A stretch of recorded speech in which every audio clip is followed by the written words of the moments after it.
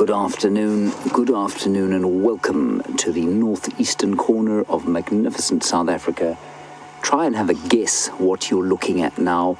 We're in the northern part or northwestern part of the Great Kruger National Park, the western fringes thereof, the Sabi Sands, Djuma Private Game Reserve, and to the west of us, Arathusa, 1,500 hectares, 4,000 acres of magnificent wilderness wonderland that we are very privileged to call home, and equally privileged to bring to you live for this sunset safari with WildEarth. My name is James Hendry. On camera today we have got Andrew, who is dressed as though he's about to step onto the boardwalk at the beach and order himself a pina colada. He isn't. He's going to be working all day on the camera. In the final control we have got Jerry on the vocals and Louise on the keys. And then we have got Brent Smith being filmed by the diminutive but massively skilled Chapiso Sanchez Seleke. That is a buffalo, in case you were wondering. Of course, we are operating with the super zoom, and this buffalo is completely unaffected by us. We're sitting only about 2 meters from him. Andrew, what does your zoom focus distance thing say? Andrew can actually measure how far away it is. 3 meters. 3 meters away, sorry about that. Well, Andrew, you're a meter behind me, so it's 2 meters from me because I'm braver than Andrew. So Andrew's sitting a meter behind me for defensive purposes. And they're totally unaffected by us. Some buffalo bulls, which are now becoming a regular feature when we start these drives and throughout the drives, because they come and they sit around the water here, because we are in the midst of what can now certainly be described as a proper drought. Buffalo bulls, and they will steer clear of herds, either because they're too old and decrepit to fight for mating opportunities and therefore don't wish to knock about with all the kids and the ladies, or because it's just easier to sit around the water here, and if they're just not quite big enough or not feeling quite strong enough, they'll seek safety in numbers around the bulls rather than the extra energetic effort of being around the herd. Wonderful with this super zoom shot there. You can see that he really does have the face of a moneylender or a judge.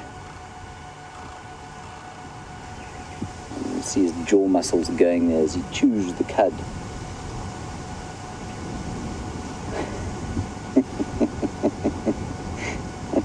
A lovely picture of his nostrils. Thank you, Andrew. And that's actually quite interesting. Just hold it there, Andrew. You can see his teeth.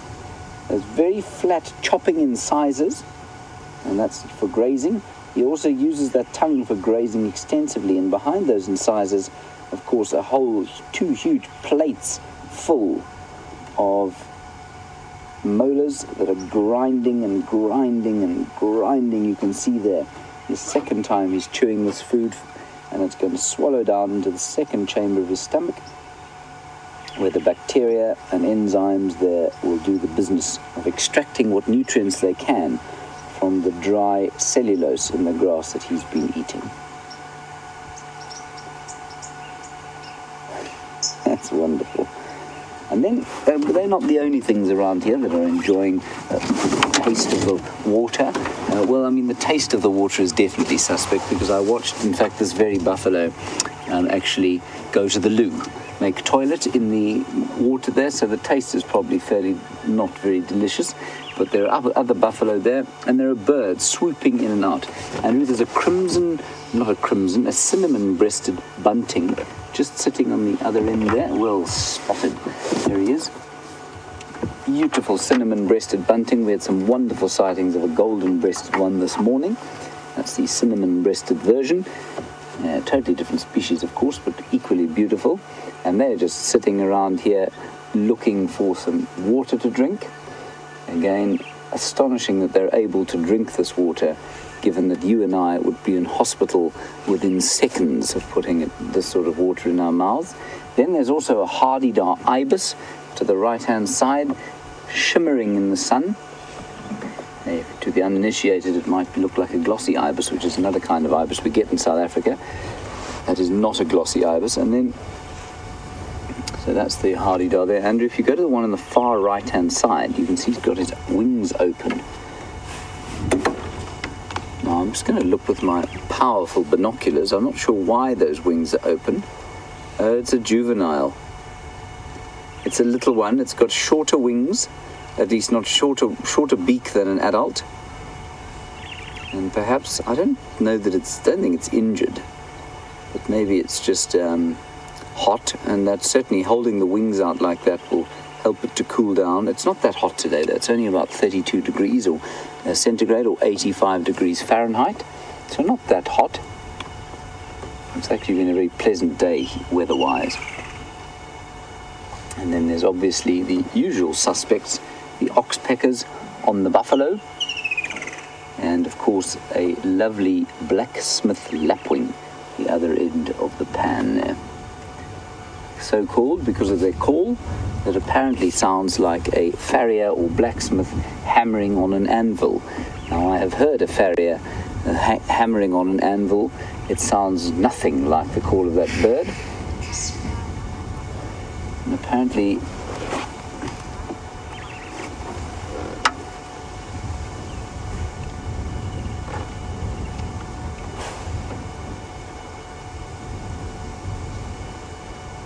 Geraldine in the final control says she can see a buffalo, not a buffalo, a butterfly on the buffalo. I'm not sure what she's looking at. She might have gone mad. It's not surprising. Very strange. Oh, there we go. I can see it. Well done, Gerald. It's a joker. It's an African joker, and it's just behind the back side of the far buffalo there, Andrew. That's the one that you've got in the middle of the screen there. Yeah, that's it. It's a beautiful orange buffalo called an African joker that has now obviously disappeared. Right, the butterfly has moved on. I'm getting confused between buffaloes and butterflies now. And there's also a yellow-billed oxpecker, lonely yellow-billed oxpecker on the back of the far buffalo there, Andrew. The closest oxpecker to us is yellow-billed. There we go. It's got just a little yellow base to the bill.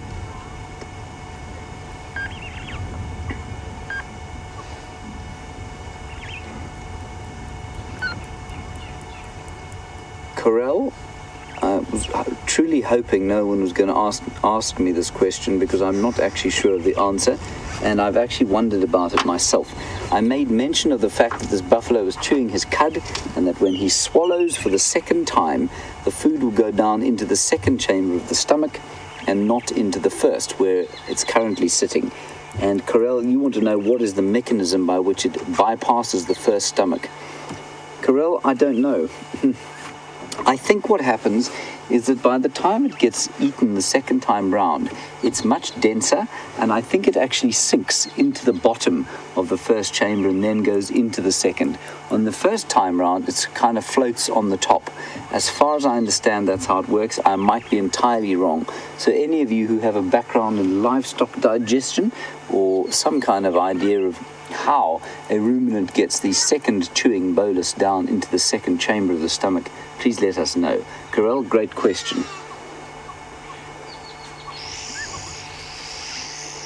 Yeah, it is a little hardy-dar. The little hardy-dar's begging now.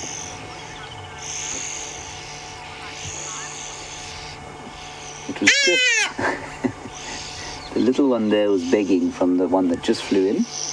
Obviously been instructed to not beg and go and have a drink. Smart Redhead, you want to know how many stomachs a buffalo has. Remember, these are not water buffalo. Water buffalo are found in Asia and in northern Australia, and they were introduced, but they're not found here. These are called African or Cape buffalo, and they're very different from water buffalo. And Smart Redhead, they have got 4 chambers in the stomach, exactly like all ruminants, from giraffe to impala to nyala to kudu to domestic cattle, sheep, all of them. 4 chambers to the stomach, very efficient method of eating, if slightly distasteful, given that you have to kind of be sick into your own mouth, re-chew it, and then follow it into the second chamber. They don't seem to mind too much.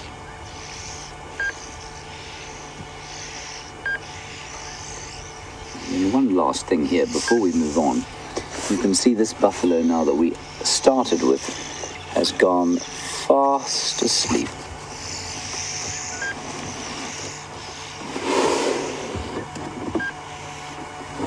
So let's just whisper so that he doesn't wake up. Little buffalo making a snooze.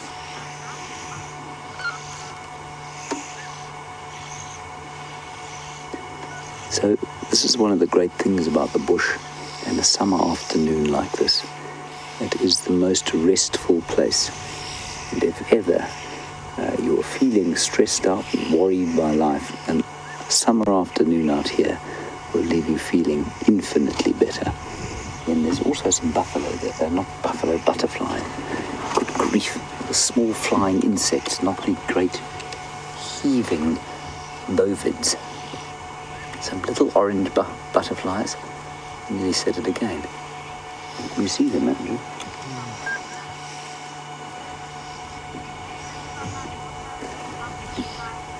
Now, Pamela, while I'm trying to spot this butterfly, you want to know if an elephant would drink from this water. It would if it was desperate, but it wouldn't unless it was fairly desperate. They would try and find other water. They're one of the few species that really do prefer to drink clean water rather than the sort of sewage of buffalo. We watched Karula drink here the other day, and she had no problem at all sipping from this kind of cesspit. All right, I think we're going to move on now. Let's not wake up. Oh dear, we've woken him. Sorry. We're going to move on, see what else we can find. Let's just have a look at that oxpecker. Oh, you want to? Oh, yes. All right, Andrew, we can do what you want to do. So we just want to look at the oxpecker there. We have the super zoom function on this camera, and so you can really get a nice idea of him or her. They're actually such beautiful birds.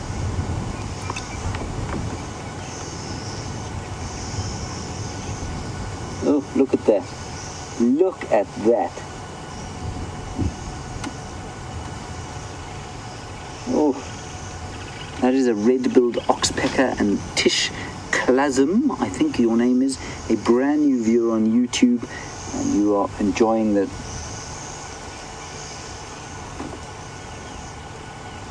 Okay, I'm not following what the final control is rattling off at me here. Tish, you're a new viewer on YouTube, and it's wonderful to have you with us, and I'm so glad you're enjoying it, and thank you for taking the time to get hold of us.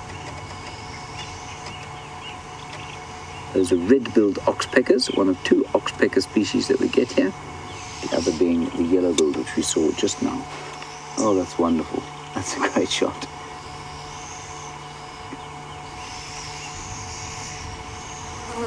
Quite substantial claws the oxpeckers have got, you know.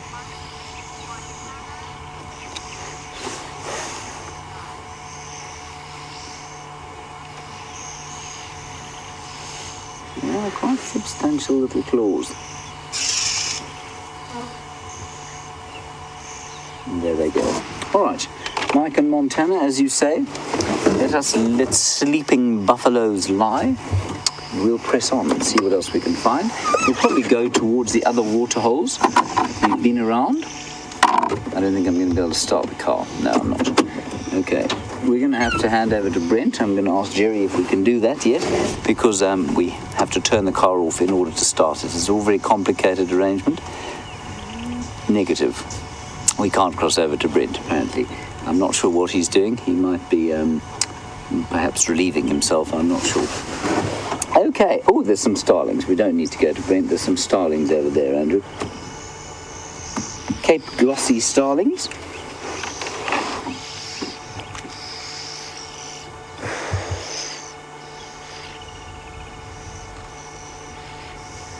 And now what do we need? Oh, there are two species of starling there. There's a Birchall starling to the right, and either a Cape glossy or greater blue-eared glossy starling to the left. I think it's a Cape glossy, doesn't have that sort of dark ear patch behind the eye. So those are two of our beautiful starling species that we get here. We get another three, and look at them staying out of the way of the hardy-dar as he comes up to drink. They all moved away. So we're just waiting for Brent, and then we'll move on. But there's lots to see around here. And Andrew, I'm just going to tell you about it. I'm not going to tell you to move the camera in case it moves. But that butterfly there on the far end, can you see it? A beautiful shot of an African joker, if it doesn't fly by the time we get there. There we go. No, that's not it, but that's fine. That's perfect. We've got two species there. So it's the African joker flapping its wings there, and in front of it was an African monarch. And the monarch, of course, will be very familiar to many of you from North America, where they do migrate in huge numbers. So it's not the African monarch, but it is a similar thing.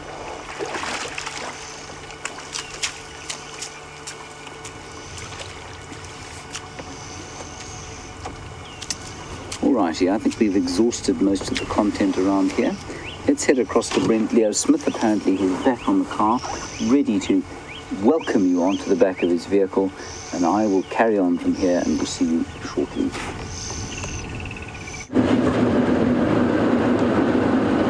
Good evening, afternoon, and welcome to this sunset safari. My name is Brent Leo Smith. I have tabs on camera, and we are traversing through the wilderness of Djuma Private Game Reserve at the moment. We might go have a squiz at what's happening on Arathuta a little later. I'm on my way towards the Treehouse waterhole, where the elephants have dug up some natural seeps, seeing if there are any animals in this really hot weather, utilizing that water coming up from the ground.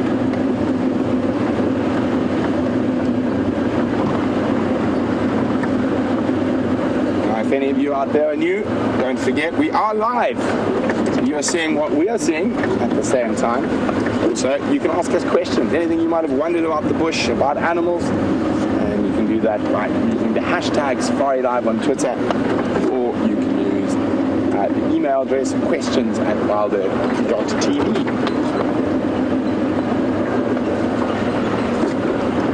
So after a cool and overcast start to the day, it's now a blistering low-felt summer's afternoon.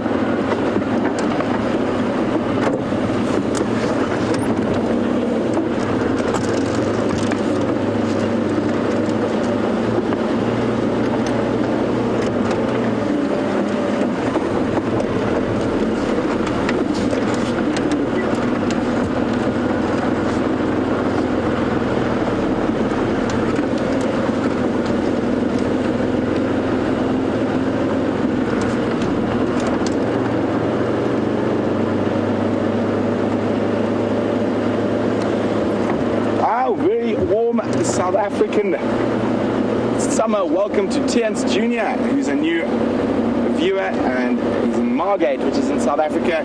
So he started watching at the beginning of the festive season when he went down to visit his parents. They live on the beautiful South African coastline, and says hopefully they'll be coming through to pay us a visit here at Djuma in June or July. So we look forward to meeting you in person, Tiance.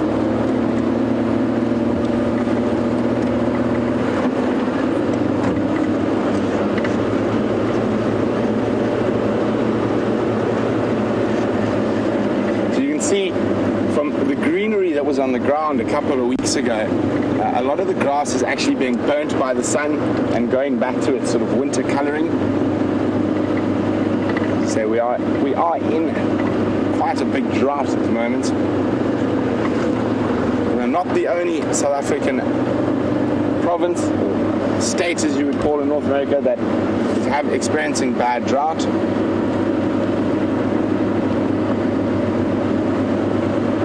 Hopefully, some life-giving rain will come shortly.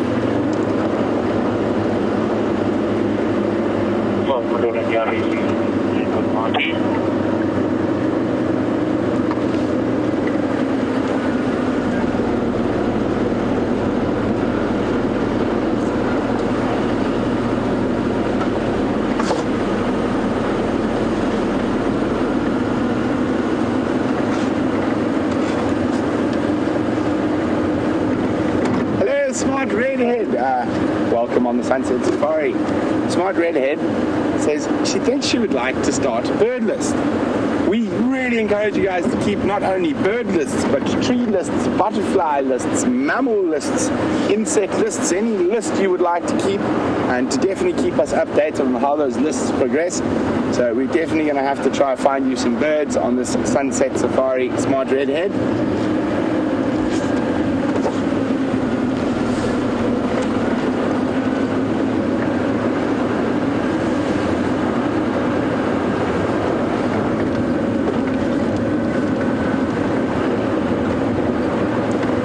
Approaching the treehouse water hole at the moment. Hopefully there might be something there.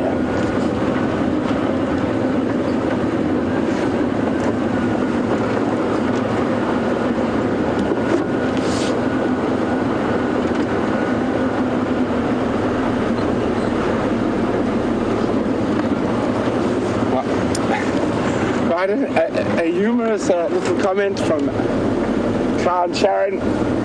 He says, I wonder what amazing things guitars and James and Safari Samurai Brent might find, and the only thing I've found is a very fast disappearing grey bottom of a warthog. It's obviously been lying up in those water seeps down here that we had a good look at yesterday. Let's see if we can catch a view of it before it disappears too far. Oh, and there's our friendly impala with the wounded eye and the single horn. We have been keeping a look at him for a couple of days, and that injury seems to be getting a little bit better. It must be incredibly uncomfortable though. See, look at that.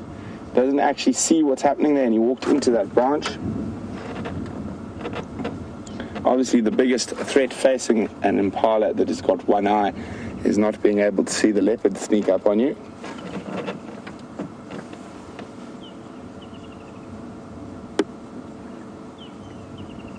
But fortunately for him, he doesn't normally hang alone. He's got a few friends with who have got two sets or two eyes and are able to do some spotting for him.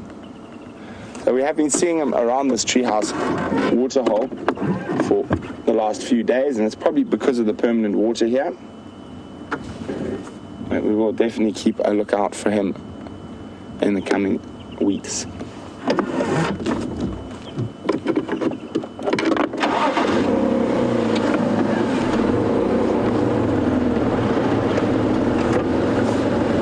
So there was a warthog that had disappeared down the little drainage system. Maybe catch that view of it shortly.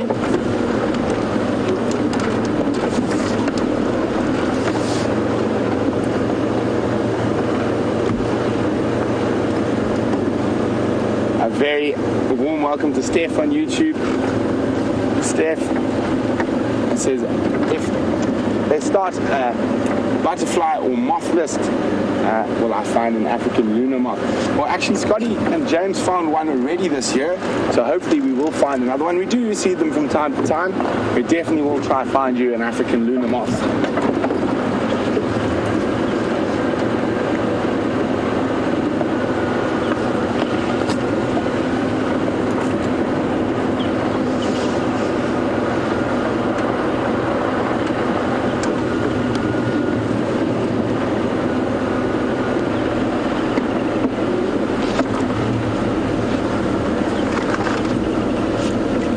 So it seems like Queen Karula has taken off into the air and disappeared. I actually think she's probably still within that block that she had the kill, and that's why we haven't found any tracks coming out.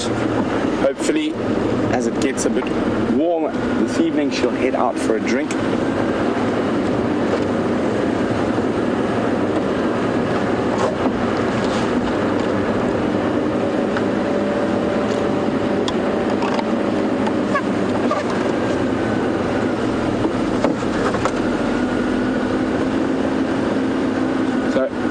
Really hot like this, we'll find a lot of the animal and bird species will be taking refuge from this beating African sun in the shade, so always important to check carefully in especially the heavy shaded areas, specifically for things like leopards. They don't like lying out in the blazing sun.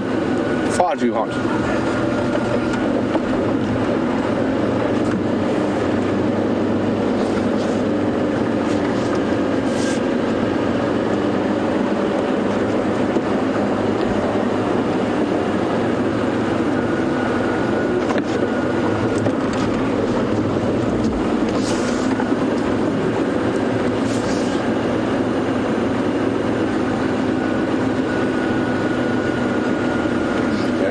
So that's why we're working these areas around the small drainage lines or dry creeks, and you get bigger trees, thickets, so offering a bit more shade.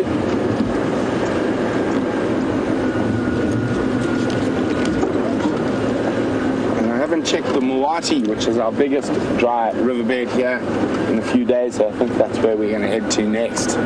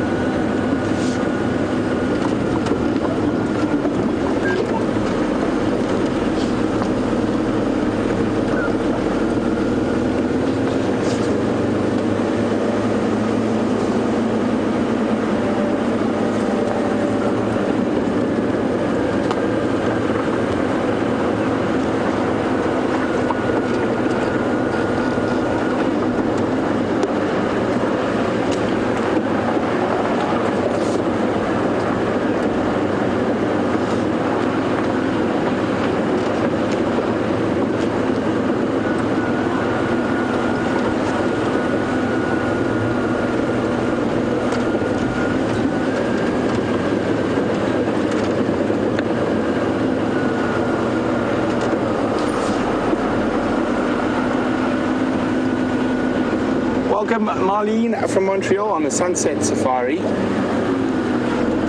Marlene would like to know where all the elephants are. They gone because of the lack of water? You will find that they will probably come back in a day or two. There is enough water to hold them within the area, but they need to eat such vast amounts of vegetable matter that they do move a lot. So at the moment I've been hearing that there are a lot of elephants to the north of us. Hopefully they'll be on their way back today, or at least tomorrow on the sunrise safari.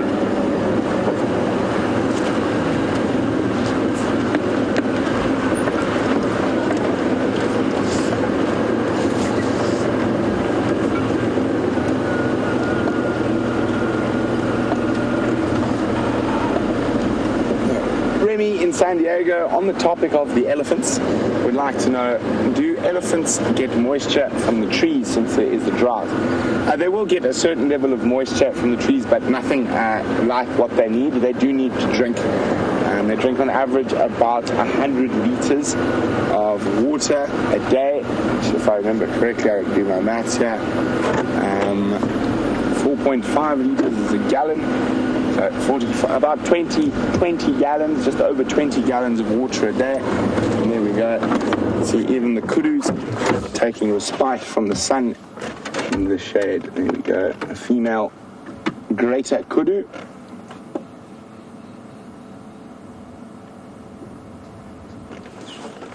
Hiding from the heat. There's a couple of them actually, but that's the only one we can see right in the depths of that thicket.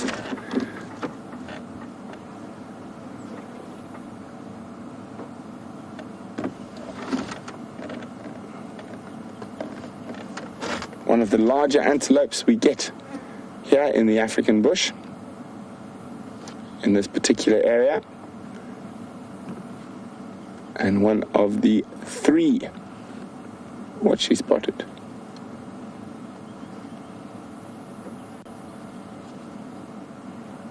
One of the three traphalagids or spiral-horned antelope we get.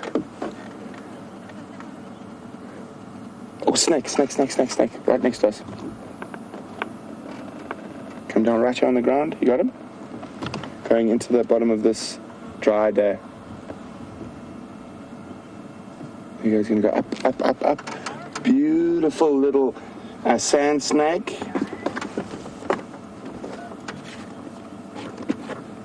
Tibbs is not the biggest fan of snakes I've ever met, but he is a great cameraman. Isn't that incredible? How pretty is that little sand snake?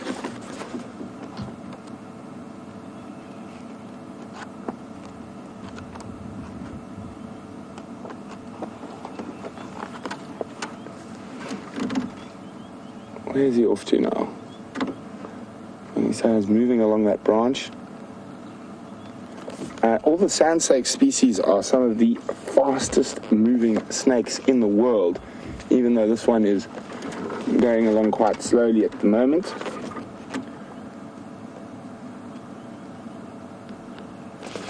If I remember correctly, it should be the eastern side-bellied or stripe-bellied. Eastern stripe-bellied, not the eastern stripe-bellied, it's the other one. Western stripe-bellied sand snake.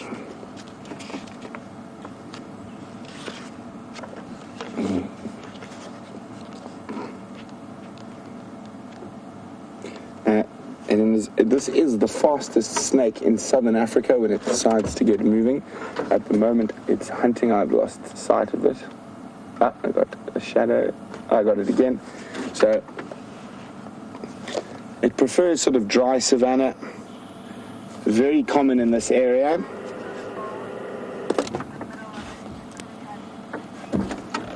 Looks like there might be a bit of a bulge. It could have eaten recently, but I don't think that. I think that's just the way it's lying on that branch at the moment. And it is one of the few snake species that's really active during the hottest hours of the day.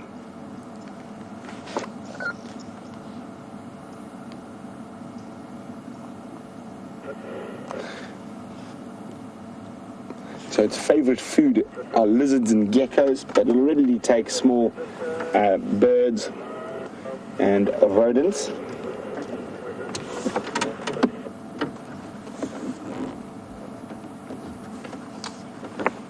It's mildly venomous, but the venom in particular is not to have any too much harmful effect on man.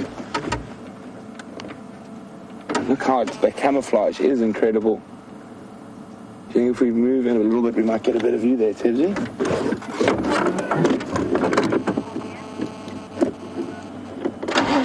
Oh, I think he's going to move off, and so are we.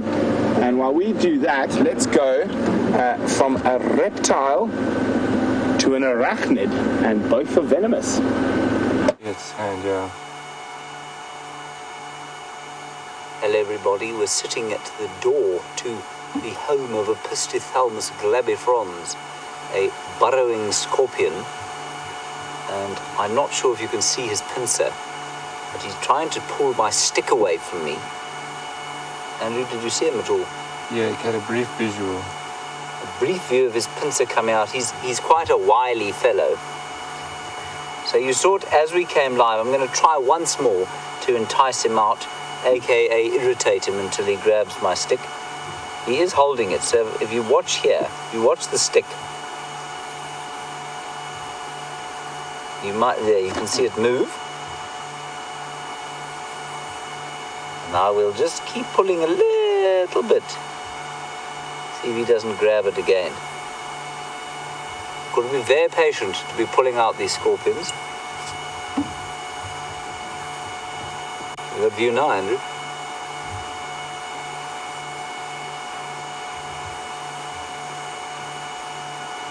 I don't think he's going to come all the way out. He's very clever, this fellow. Anyway, this is his burrow, and it's a very big and well-used burrow, and there's all sorts of detritus here that he's left. This is his sort of midden, if you like, and there is a whole lot of millipede exoskeleton.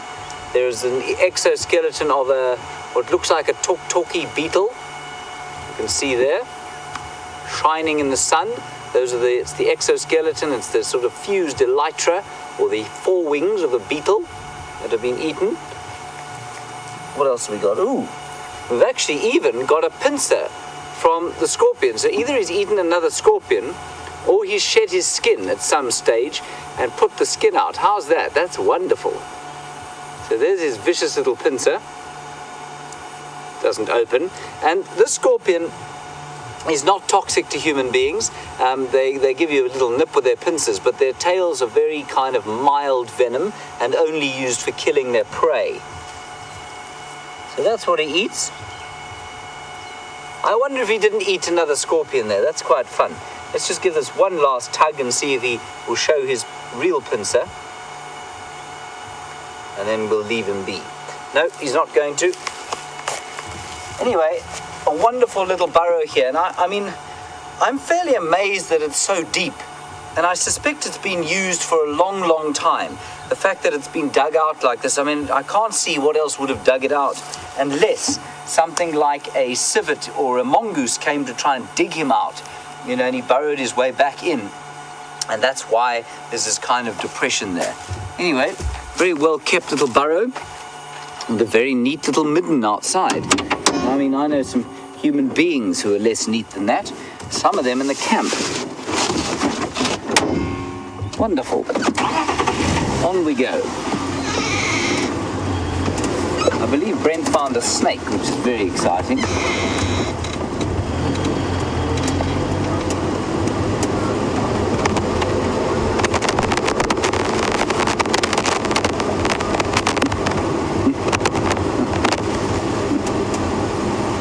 Clown Sharon, you're wondering what Tarzan James and Safari Samurai Brent will show you this afternoon. Well, certainly a small piece of scorpion and a snake so far.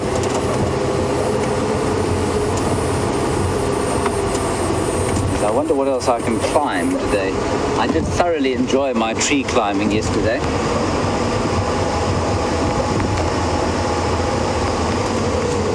Okay, let's go across to Brent. Apparently we've got some microphone issues. We'll sort them out and see you just now. So we're still with heading down towards the Mawati. You can see the baby impala, another impala in the shade here. Keeping out of the sun. But let's get down to this drainage line. Hopefully we will see some interesting things down there.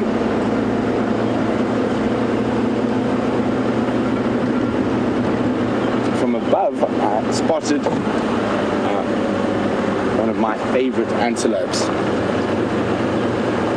Not one we see, speaking of antelopes, not the one we were looking for, but nevertheless, nice male waterbuck. Very wide horns on that particular individual. It always looks so fluffy. And the reason for that is they have a very different type of fur to the rest of the animals. It's far more coarse. And it's actually hollow. It's designed far more like a porcupine quill. So it's a quill. And they use that to help with keeping water off themselves. It also helps with water retention as well. So the two antelope species that have that very distinct fur is waterbuck and gemsbok. Gemsbok is an oryx, a desert living species, and obviously they have the same adaptation for very different reasons. With the desert dwelling species, it's to help them with water retention so they don't lose water, and with waterbuck, it's to help them be a little bit waterproof. Okay.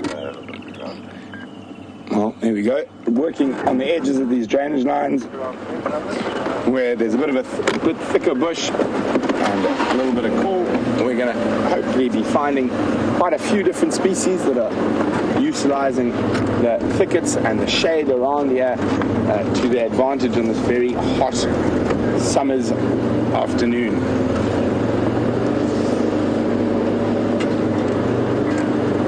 I said what I'm hoping to find while we're down here is one of my favorite antelopes, one we don't see too often, but incredibly brave.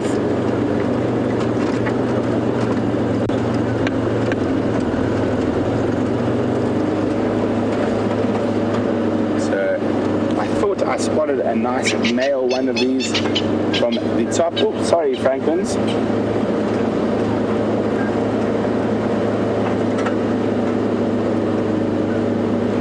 Around here.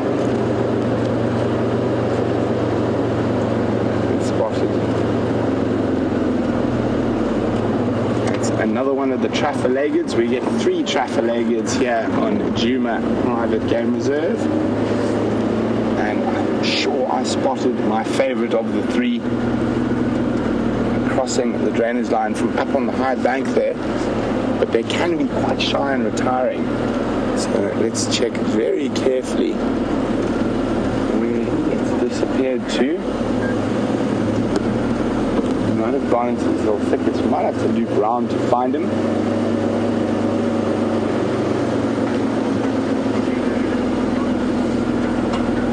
There he is.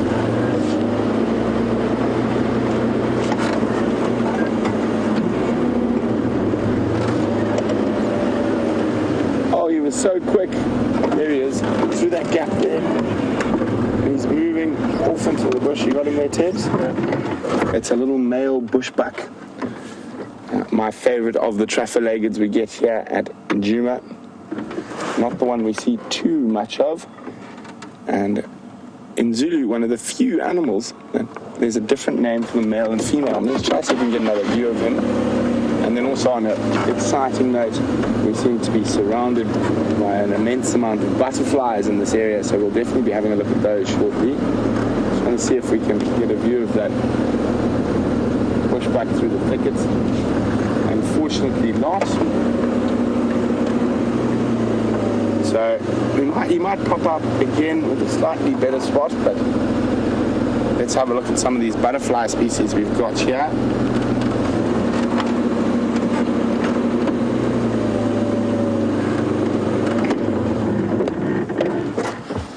So we've got, there we go, that little bush there, we've got like 3 on it. Oh, the one that flew off, was it that? Come back down, there's another one. Oh, that's an African vagrant. You can see that wonderful lime green under the wing. And there we have a female scarlet tip. And now hopefully we'll find a male scarlet tip. Let's have a look, where else are there? There's some blues just to cause trouble. And there's also, where are we looking now? So there's a brown-veined white. This way. There we go. And you can see that very distinct brown veins in the white wing.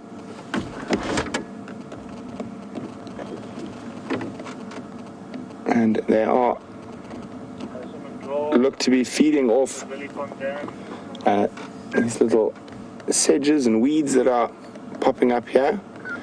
Okay, so we've got the 3 more common species. I did see an acrea somewhere. I'm just waiting for it to fly again. And it looked like a little acrea. There's the acrea. Very pretty.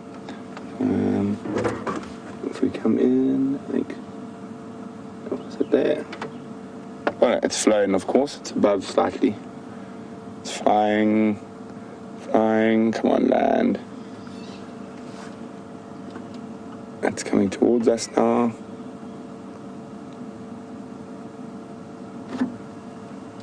That orange one there, flying there. But it's not landing. Oh. There we go, it's landed.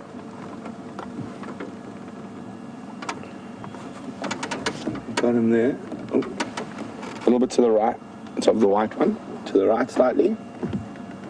Oh, there's a sulfur tip. Where's the acrea gone? No, he's still there. I want to take him off again now. Let's go back to those 2 there. Oh, there's the acrea, and now we've got all 3 in shot. There we got a little scarlet tip, or now only the scarlet tips there, and you can see the male a little bit more distinct than the female. It has got very vague orange tips, oh, and the acrea fluttering through. That acrea is going to be the difficult one to get, and it's possibly the only one we don't have. We haven't seen out of all of these yet. It's flying. Stop flying, I command you, butterfly. Oh, he's disappeared.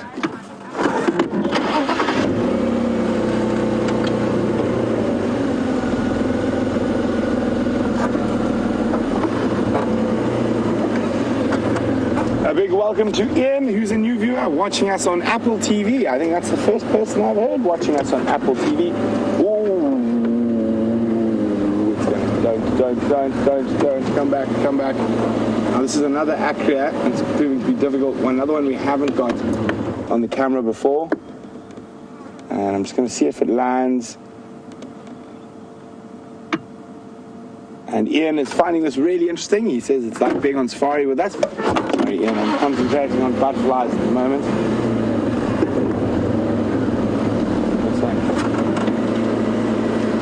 There he is. Very cool Acria species, but he is flying around. Oh yes, we haven't got this one on camera yet. I'm going to have to go into my book to ID it, but I can ID the family. Isn't that beautiful?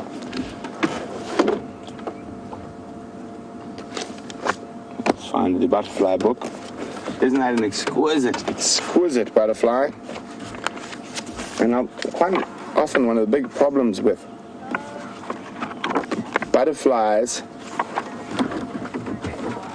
is that even though we might be able to get the family, sometimes they're not in the book because there are so many species.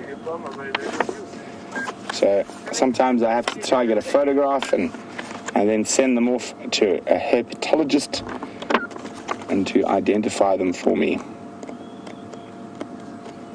And when it comes to butterflies, I'm very much an amateur. I just like knowing things, and this is my challenge to myself over this period of the year. I might be quite excited. This could even be a new butterfly species for me. It could be a pseudo-acria, which means it is a fake acria. It's a mimic. If you hear that dig, dig, dig, it's just me getting a few photos for ID purposes.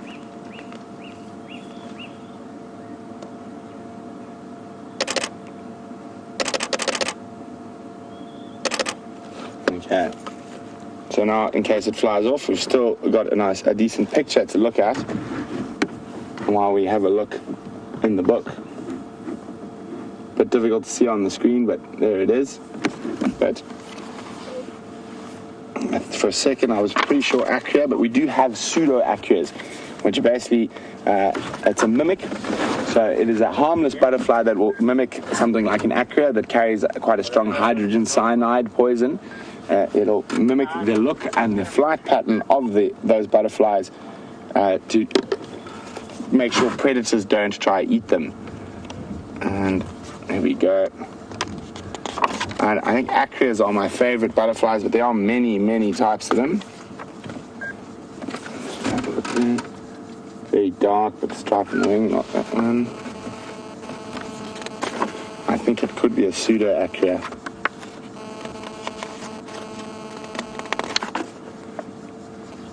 Yep, it's not an acria, it's a fake acria. Obviously, pseudo-acria. They look very, very similar to the acrias, but just not quite the same. There we go. Have a look again. See, what I'm looking for is very distinct sort of white lines on the outside of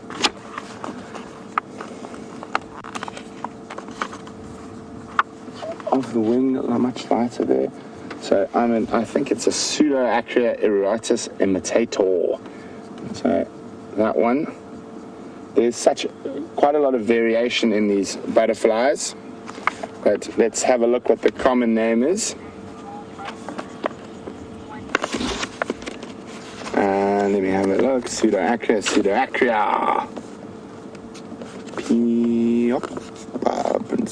Pseudo-acria 164. So quite often with a lot of these type of things, insects and that, a lot of them do not have common names, but I'll just double check if this one does, and that it occurs here, the one I think it might be, and it doesn't. So that's the thing that it looks it might be. So what I'm going to do is I've got a decent photo of that. I'm going to send it off to a friend of mine who's at the University of the Witwatersrand and is an expert on butterflies, and hopefully we'll get an ID for that later in the week, and I will tweet it.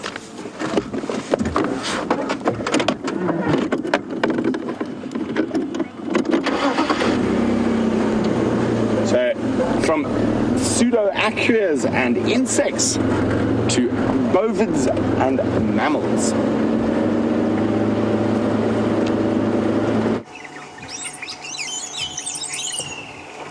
We're watching a breeding herd of buffalo, everybody, not far from where the scorpion was. But in this tree above us, there's a most astonishing noise, and I think it's being made by some wattled starlings, but I can't actually see them, and it sounds like the most mammalian sort of noise. It sounds like a sort of troop of dwarf mongoose on steroids. They've now obviously stopped doing what they were doing.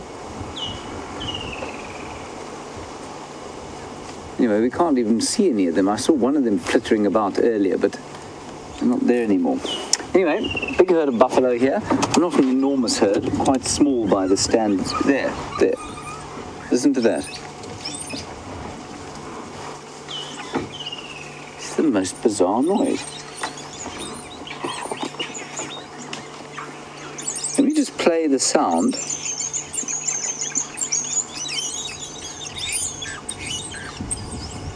I'll just quickly find the starling on my app.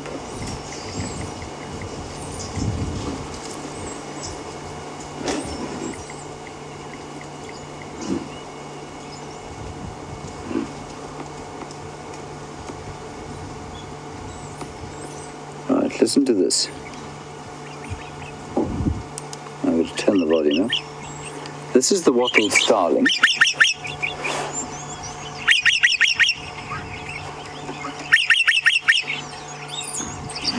It does seem to be eliciting a response from the tree. See if they come and look. I wonder if there isn't a nest in that tree. It's definitely what it is. It's wattled starlings.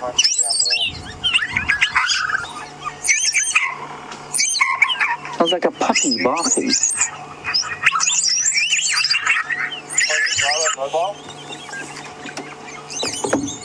I wonder if there isn't a nest in the tree, Andrew. What do you think?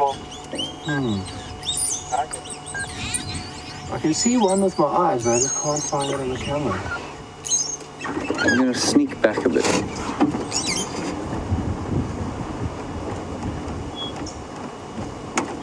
It's a great mystery, this. It would be fascinating if we found a nest.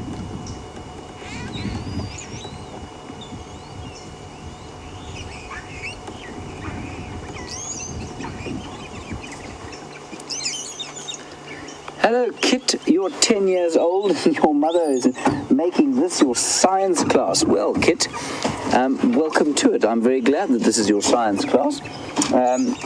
While you're sitting there and we're driving around here, try and tell me if you can work out how far Sirius is from us in kilometers, given that it's 4.2 light years away and that the speed of light is 300,000 kilometers per second.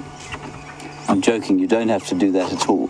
You just have to enjoy being around here, and we'll learn a little bit about the biology of the wonderful places of Africa that you're going to see today. And if you do want to know how far that is, I'll show you how to work it out a little bit later. I can see one now. Can you see one, Andrew? Oh yes, there we go. Seems to be extremely good at hiding. So for those of you who have just joined us, wattled starlings are calling from this tree. A flock of completely invisible wattled starlings that sound like a small litter of puppies. You can hear the buffalo all around us going, "Boo, boo." There we have a wattled starling. Well done, Andrew. See what a brilliant colour grey is to be out here, everyone. There, beautiful bird.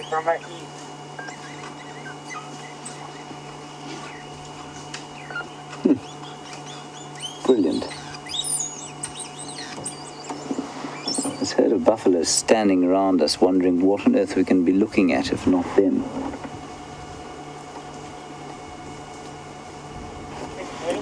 Right. Amazing how obvious the bird looks when you know where it is. Let's just go a little bit off-road here to the left-hand side. There are hundreds of buffalo there.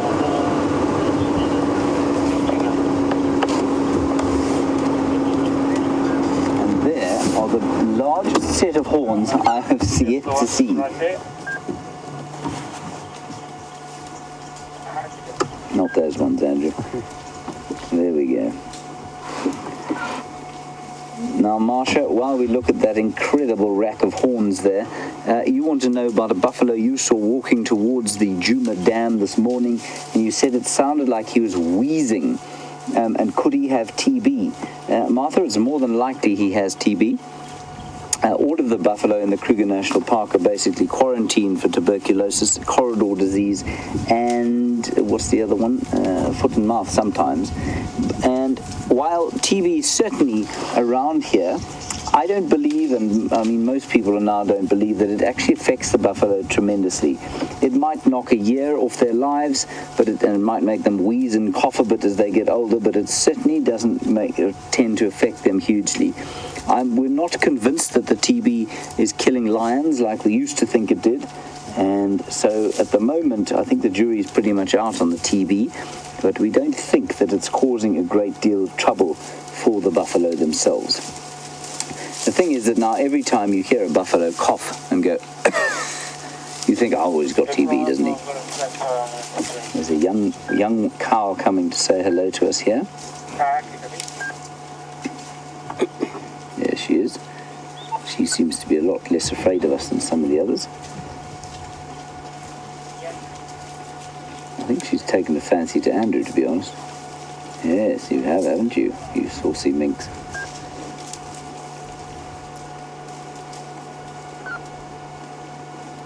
Who can blame her?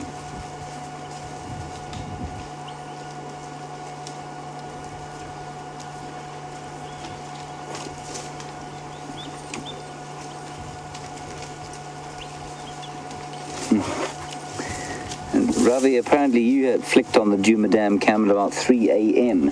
and you saw a buffalo going down to drink, and you want to know when they sleep. I think they sleep probably twice in every 24-hour period, once in the middle of the night and then once in the middle of the day. And it does actually depend largely on the weather. On hot days, they will tend to do not very much during the heat of the day, and they'll sleep in the evening time. At least they'll move around at night. And then on winter's nights, they tend to congregate together in big groups and huddle up for warmth, and then they move around almost continuously during the day. So it really does depend. Now, we're at the height of summer, of course. It's been relatively warm, so I think you'll find them doing quite a lot at night and not very much during the day at this time of the year. You can get sort of an idea of the extent of this herd now. It's not a big one. I'd say probably only about 100 animals, and that's a pretty small buffalo herd.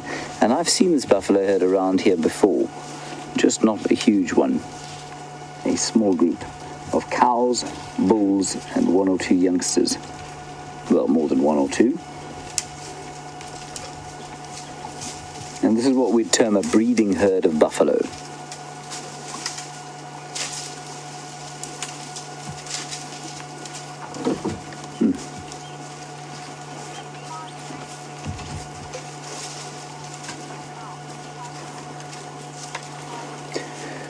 And of course, the bovine tuberculosis is not the same as the tuberculosis that affects human beings, and it hasn't crossed this, it's not what we know as a zoonotic disease. It's not a disease that can affect human beings. And so, no, smart redhead, don't worry about that. You can't get TB from, it's a different bacteria, same genus, but it's a different one. You can't get it from buffalo, and you certainly can't get foot and mouth disease from a buffalo, as far as I know. You might if you touched it and if you came into contact with it and it had foot and mouth. But none of these have got foot and mouth. Foot and mouth is obvious. You can see that on any of these bovids. Their feet go all squonk. They get terrible sores on their mouths.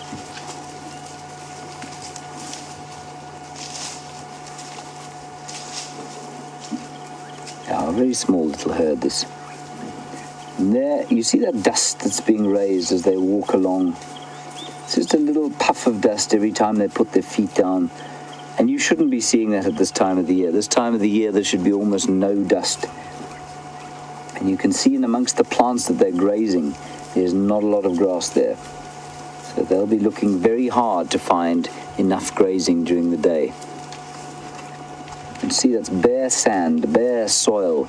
Plenty of grass seeds in it, but without the water, it's simply not going to grow.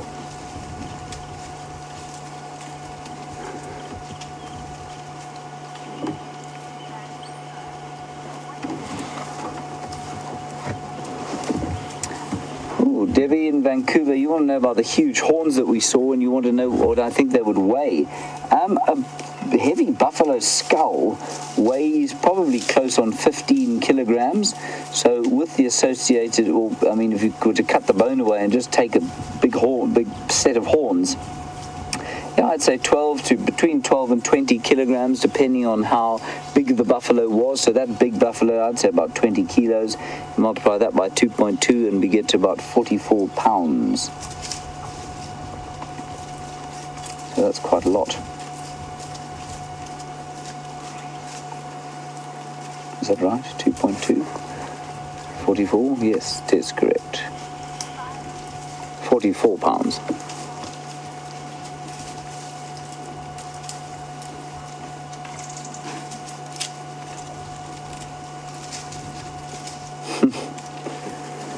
Here comes another unanswerable question, but it's a very interesting one that I've never thought about before. Valerie, very nice query. You've noticed, of course, that these horns are totally smooth, like the wildebeest horns, but that the horns of impala and waterbuck are ridged. And you want to know, is there a biological reason for that, or is there some kind of advantage for it? I don't know. Maybe when they're fighting, those horns that we're talking about tend to be pretty straight, versus these ones which are sort of splayed out to the side. And maybe the straight ones are used more for kind of, they hook into each other and then pull a bit. Maybe that's got something to do with it. I don't know. I imagine it's for grip, actually, when they're fighting. That's what I would say. They don't have the hooks like the wildebeest and the buffalo do. They're also, quite interestingly, not used for the same thing always. Big animals like this tend to have horns. It's expensive to grow horns, and big animals like this, which are obvious and live in herds, tend to have horns for defense against predators quite often, whereas the antelope, waterbuck, and impala, only the males have got horns, and those horns are used largely for fighting each other. They use sort of secretion and hiding to get away, and running away to get away from their predators. They very seldom will turn and face and fight them, and so maybe that's got something to do with it, Valerie. Very nice question. Very nice. So the two major sort of antelope and bovid animals out here have got these long hooked horns like the buffalo and the wildebeest, and they are used primarily, the bulls use them for fighting, but the cows also use them for defense against predators. You can see they smell just like a dairy. They smell just like a herd of cattle, and they even sound like that.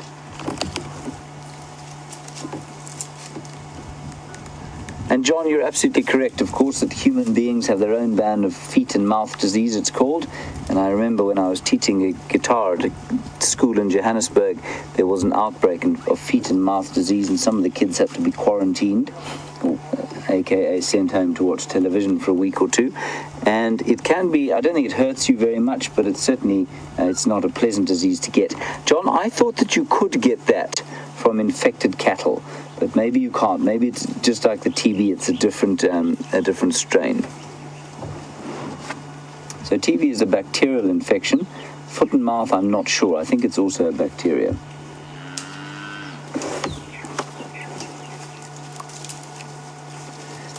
Right. Sorry, John. I think maybe you were making an amusing comment, which of course is now lost because I've made a mess of it. Human beings get foot in mouth disease. I have that quite substantially, John. Foot in mouth disease. Between Brent and I, we have got fairly large foot in mouth disease problems. Brent's feet are, of course, larger than mine.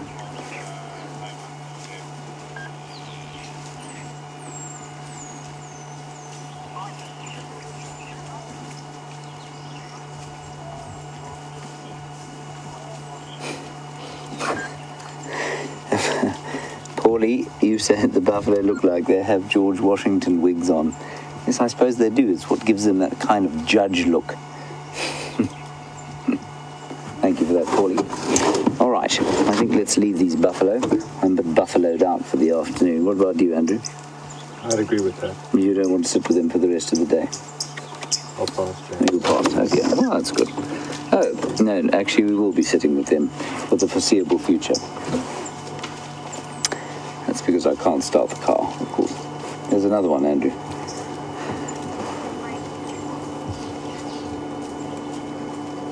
Apparently Brent is off the vehicle tracking, so we're going to sit here with the waning herd of buffalo as they disappear over the horizon.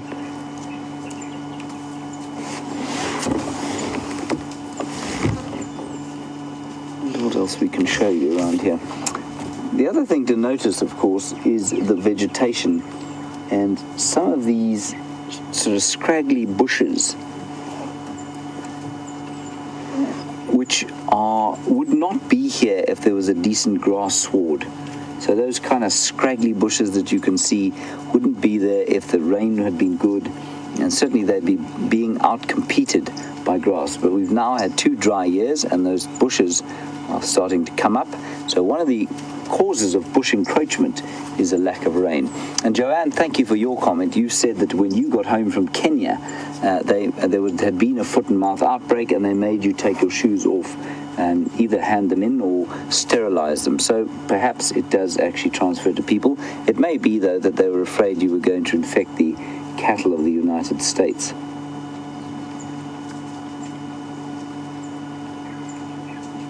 You can see them. I mean, buffalo are okay in this kind of these kind of conditions because they can eat dry grass. They can also browse a bit, but they don't worry too much about that.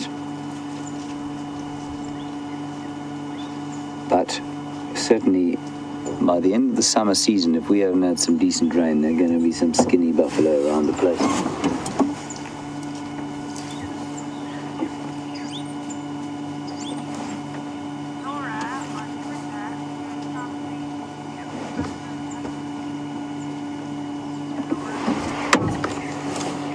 And Laura, you've obviously been watching for a while. You've seen that the impala have all dropped their lambs. The kudu have dropped a couple of calves. The wildebeest have all dropped their calves. And you want to know if buffalo have a specific breeding season as well. Not so specific, Laura, but they will certainly have a peak around the summertime when the grass is supposed to be a lot thicker than it is now. So yes, they have a breeding peak now, but that's not to say that you wouldn't get the odd calf born in the wintertime. So a peak now, but certainly they can breed any time of the year. They don't have a generally sort of fixed breeding season. And what's quite interesting is that in a herd like this, of course, you've got this mixed group of bulls and cows and youngsters. And I think it's quite interesting because it's very distinct from the harem structure that the impala have. So the impala will, when their females come into estrus, they herd the females into a big group like this. Now, in a buffalo herd like this, you do have a hierarchy of bulls, but because everything is a sort of melee of burping, belching, and moving animals, if you happen not to be a dominant bull and you come across an estrus female and there isn't a dominant bull watching you, you'll hop on there and try and, produce some offspring of your own. And what that has resulted in is, and I mean, I know it's something that people comment on quite a lot, is this enormous scrotum that buffalo have. So they have enormous testicles, and that, I suspect, is a function of the fact that what we call sperm competition, where the larger, of course, the testicles are, the greater the amount of sperm you can produce, and therefore, if there are multiple matings with a cow, if you can produce the most sperm, you are more likely, of course, to be the father of whatever calf is born. Now, you find that kind of thing in chimpanzees, which have got enormous testicles for their size. You don't find it in gorillas, of course, because they live in a harem structure. Buffalo, at least, impala somewhere probably in the middle. I think there is an element of it, but certainly nothing like this. And for their size, buffalo have got absolutely enormous scrotums. Right, on the subject, no, not on the subject. That was a horrible foot in mouth. Nearly happened there. Let's head across to Brent Leo Smith, and I'm going to try and restart this car. So sticking in the drainage lines has worked in our favor. We've got some male leopard tracks.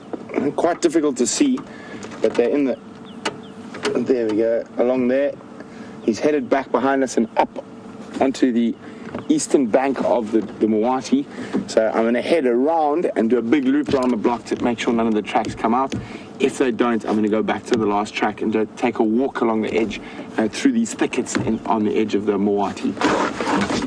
Yay! Leopard tracks, the first one I've seen in a while, or since yesterday. So exciting.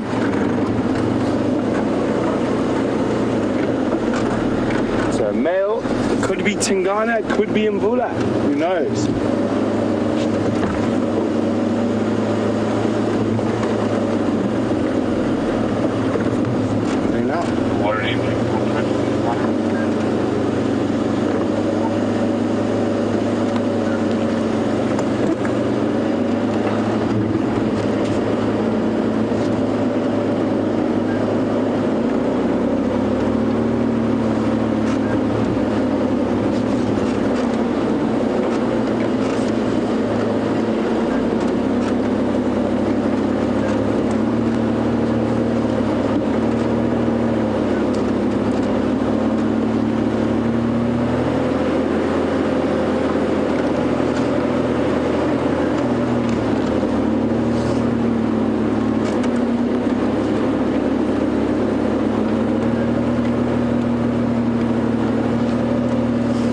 Unfortunately, it looks like we're from earlier, because someone has driven over them there and they're crossing, and I didn't hear any of them called in this morning.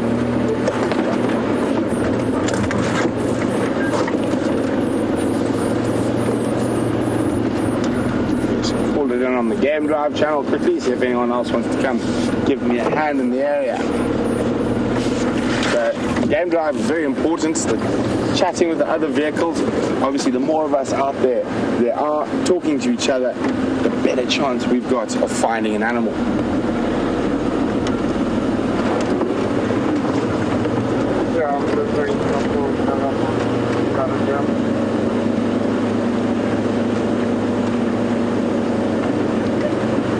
Gonzo Vanuna Ingwe heading south in the Mawati between Batalia and Mamba Road. Last tracks cut slightly more east out of the Mawati, about halfway between the junction of those two roads.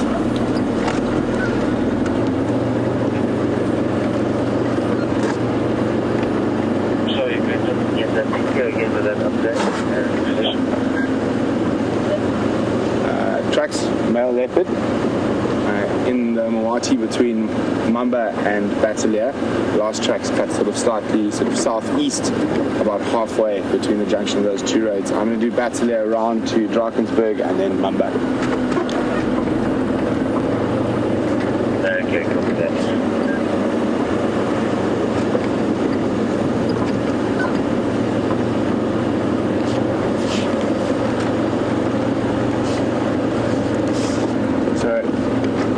Who it could be from. Sorry.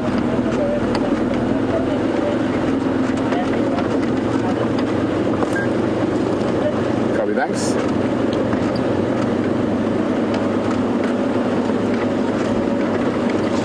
So it could be one of two male leopards. There's been a bit of shift in male leopard territory since I arrived here.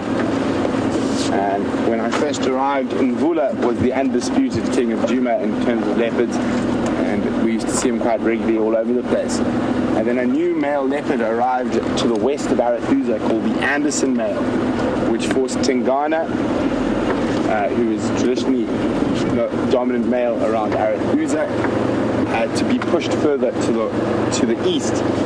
And in doing so, he's pushed Mvula, and now we're starting to see Tingana sort of way deep, even further than he had before. Before this dry riverbed there, the Mawati was sort of their boundary, but now we're finding Tingana as far, very close to the Buffalo's Hook boundary. So he's almost in control of the whole of Juma now. We do see Mvula from time to time, but not nearly as frequently as we used to. I mean, Tingana walked past Buffelsdorp Dam the other day, which is so very deep in Mvula's territory. But Mvula is getting quite old now. If I remember correctly, he's 11 or 12, which for a male leopard is getting towards the end of his tenure and at the top of his game. And from this age going on a bit, he's probably still got another good year or so of mating with females and still controlling a decent sized territory.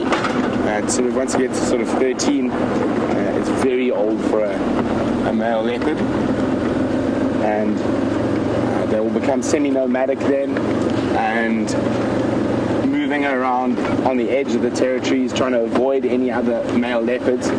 So once you get old as a male leopard, it's not a very good view, and unfortunately most of those animals die a very violent death.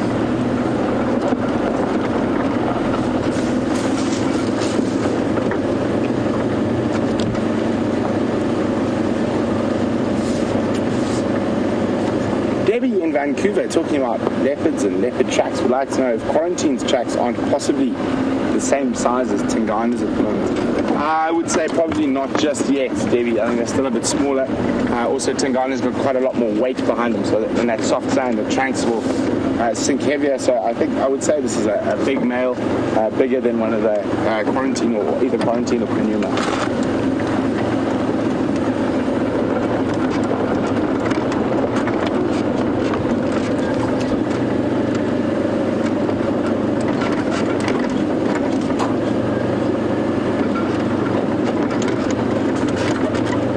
I'm going to go check Drakensberg Road very carefully now, because if he is going to come out of this block, he's come from this direction, so he's more likely to have come out there.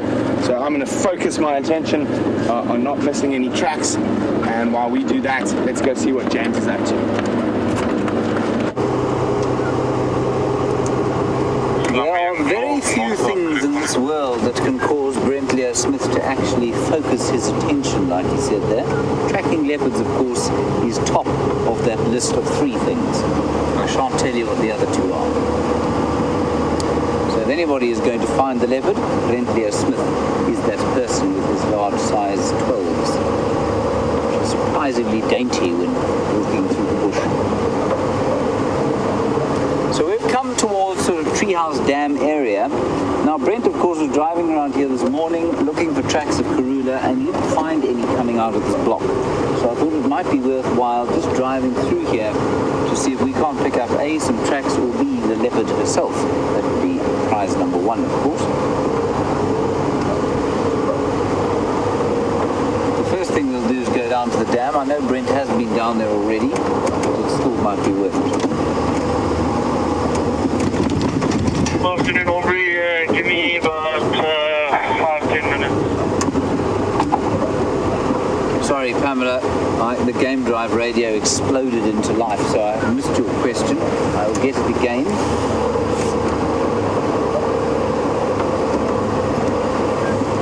Right, Pamela, you want to know if buffalo ever migrate? No, they don't. Well, not strictly.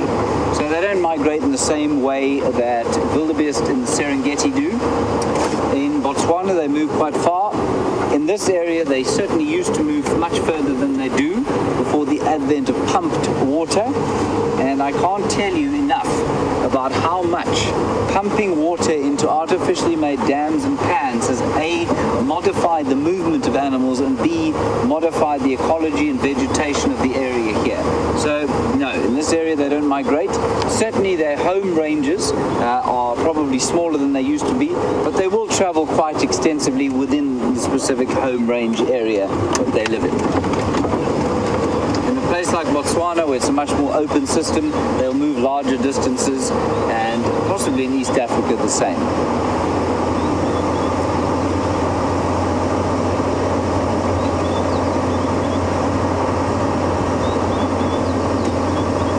There's a steenbok, Andrew. A little steenbok through here, which on the scale of things that I've managed to find in the last 2 days is pretty impressive. No, he's gone. find another.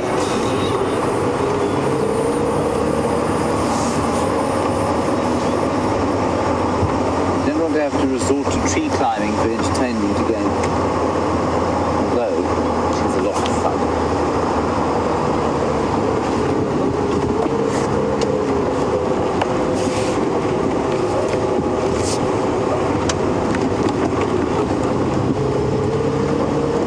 Can't really go and help Brent because we don't have much signal in that area, but I think we'll probably meander over. Once he gets the direction of where those tracks are going, we'll try and give him some help.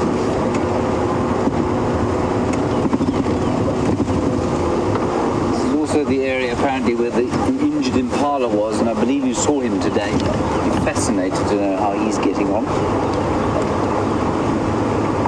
And with that kind of exploded eye.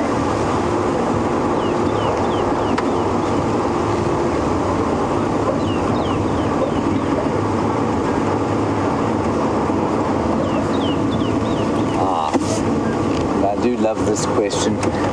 Jenny, you're on Twitter and you want to know about domestication of buffalo. Have they ever been domesticated? The short answer is yes, sort of. The long answer is not really. So not commercially, no. Can they be domesticated? If you raise them from calves, they can be sort of domesticated, but once they get adult, they can be quite nasty. And it's one of the most fascinating things. They do in fact, even when they're raising buffalo for sort of breeding programs, they tend to use Jersey cattle as surrogate mothers because the milk is very rich in cream and it does help the buffalo to grow much faster than their own milk. And they obviously, surrogate Jersey mothers are a lot more easy to deal with than are the fairly aggressive buffalo mothers. And one of the consequences of that, of course, is that there has been hardly any, if any, domestication of animals in Africa. So where you had the auroch, which was the precursor to the modern day cattle, it was an animal that evolved in Asia, I think, and was certainly found in the Middle East when human beings went there. And by the time they got there, it had lost all fear of people, and so it was easy to domesticate. A buffalo, however, evolved with human beings in Africa, and because of that, shows a disturbing propensity to homicide, which means it will try and kill people because it feels very threatened by us. And so trying to domesticate a buffalo is a dangerous thing indeed. And so the long answer to it is no, they haven't really been domesticated, and the same goes for zebra and warthogs. Here is Treehouse Dam, utterly as barren as the Sahara Desert after a prolonged drought.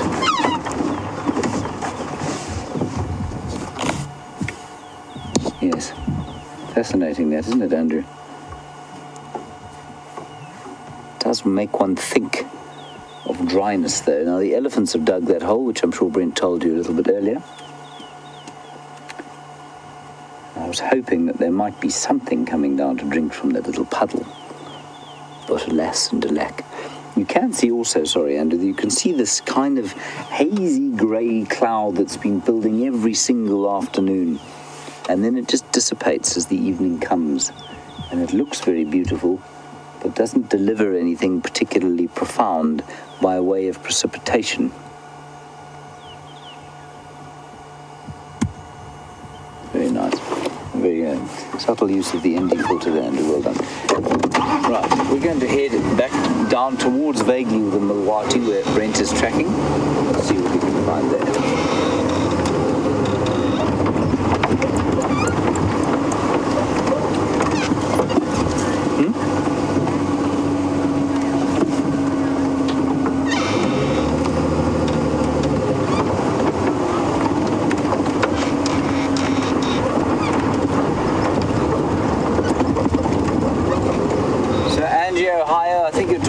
Foot and mouth disease, and apparently humans don't get the same disease animals do, and you say it's a viral disease, and the one in humans is not related to the one that is in animals. Good, thank you very much for that, Angie. It's very useful information which I shall attempt to retain. I had a particularly good memory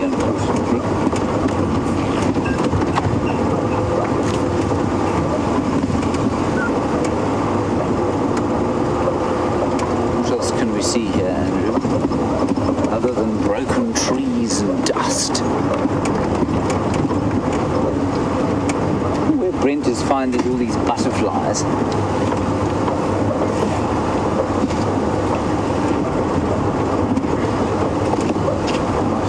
Something, I think, Andrew might find an interesting thing to eat. Let's see if it affects you.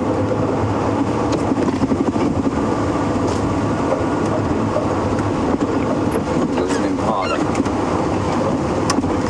running gently away from us. Oh, and a warthog. Little warthog going across the road. There he goes. Doing roughly Mach 3. Why the warthog was so nervous of us here. I'm pretty sure he was sitting in this termite mound. We'll just get a little bit past, see if we can't find a burrow there.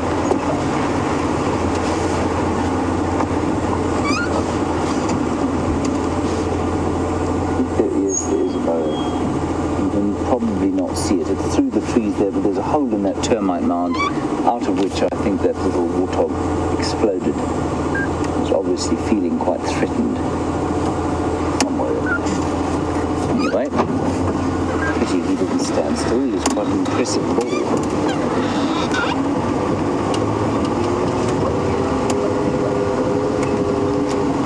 Let's try and see through there. With the super zoom that we have on this camera, a warthog can basically be at Skukuza and you can still get a pretty good picture of it.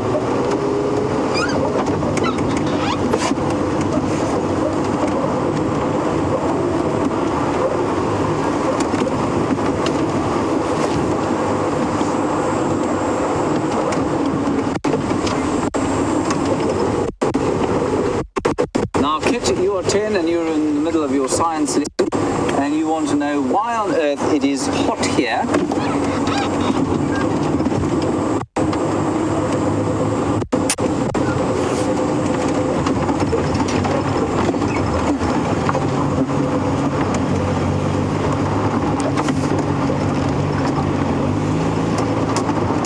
Right, sorry about that.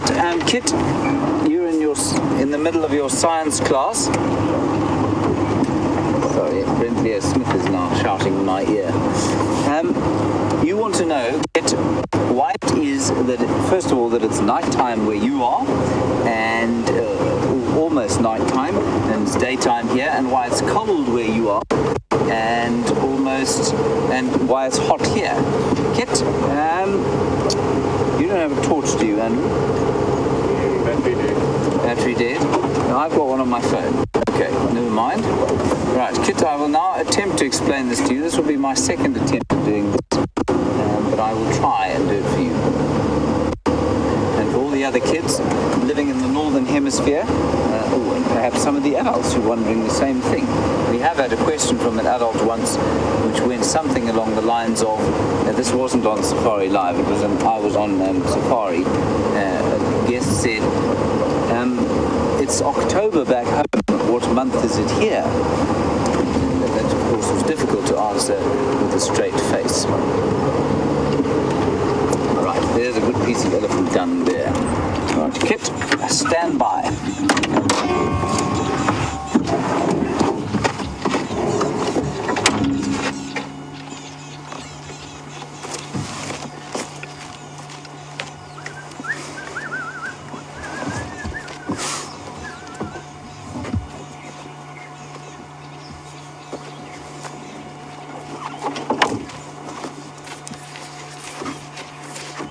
Now, Kit, this is a rough approximation of the Earth, okay? I'm now going to make a rough approximation of the Sun.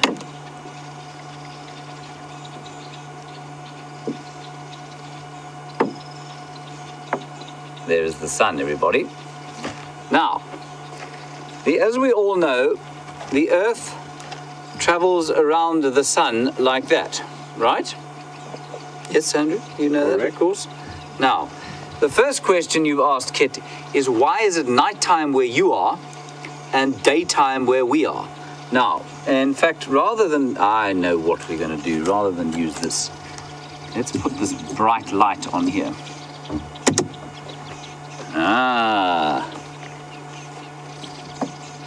Right, morning time, sorry, well, yeah, so it's a different time of the day where you are. Now remember, let's pretend that this is the sun and this is the earth. Look at this piece of dung as the earth as it spins. Now Kit, you're just coming into, I think you're in America, aren't you? Which means that you are behind us, so it's morning time where you are.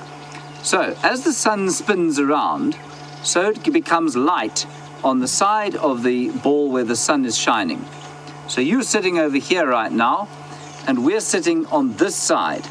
And as the earth turns like this, so where we are will become dark, and where you are will become light. Right? Does that make sense to you? I should probably have a thorn or two. So that's where we live. That's us there. And you live over here. Okay. America, South Africa. Now, why it's hot where we are and cold where you are is that the earth tilts at that angle. Can you see how it's tilted there? It's not straight. It's tilted. Okay? Now, remember the earth is also moving around the sun like that. So when it's this side, you can see that the northern hemisphere where you are, and this is not this time of the year, this is in June. The northern hemisphere where you are is closer to the sun than the southern hemisphere. See that? The northern hemisphere is closer than the southern hemisphere. That's where we are. So that's why it's winter here when it's summer here. Now when it comes around the other side of the sun, 6 months later, now we're in December time, and now, see the earth is still turning. Now suddenly the southern hemisphere is closer to the sun. There we go. Closer to the sun than the northern hemisphere. And you're in the northern hemisphere, so you're in winter, and we're in summer in December. So that, Kit, is basically how it works. I hope that makes some form of sense to you. If it doesn't, I shall, well, perhaps ask your mother. She might be able to give you a slightly better explanation. Right, on we go. Try and find some animals.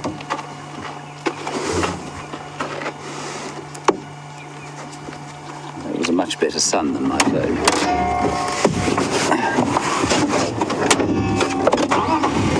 And the car started. It's all starting to look up, Andy. I'm also very surprised.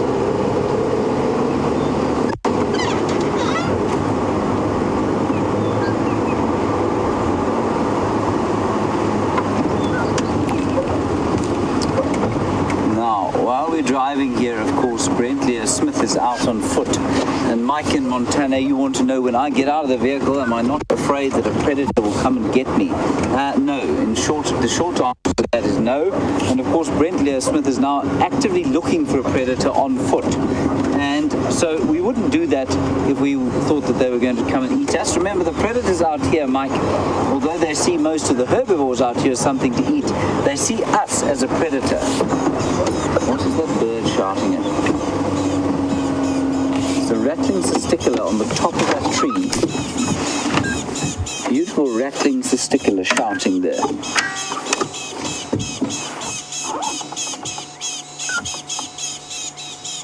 There's a snake or something in here that it's very cross about. That's an alarm call.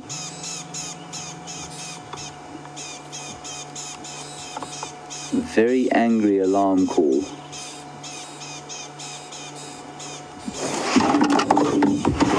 Might be worth just sneaking in there to have a quick look and see what there is there.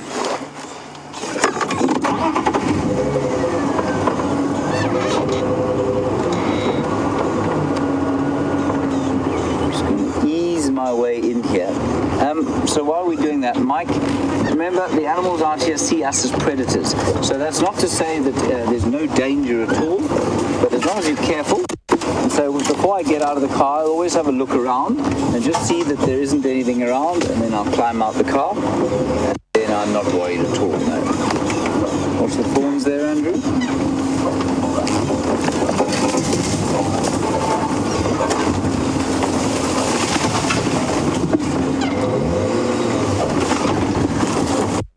Wants to tell you what's going on with his tracking expedition.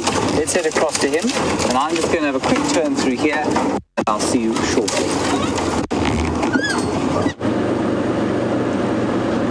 So good news is we're still on those tracks. They crossed over the next road and headed into this myriad of little drainage lines and dry riverbeds off Leadwood Road. So now I'm just really carefully checking Leadwood Road, trying to make sure it hasn't snuck across here. If not, there's a very strong possibility that that animal is somewhere in this nice cool thickets along this drainage line. So we're going to check Leadwood, and then I'm going to come back down here if we don't find anything, and I'm going to take a stroll through the bush, hopefully be able to pull a leopard out of the bush by its tail. So while we continue to do this and check the road very carefully, we're going to hand you back to the commander, and he's going to entertain you while hopefully we try to find you a leopard.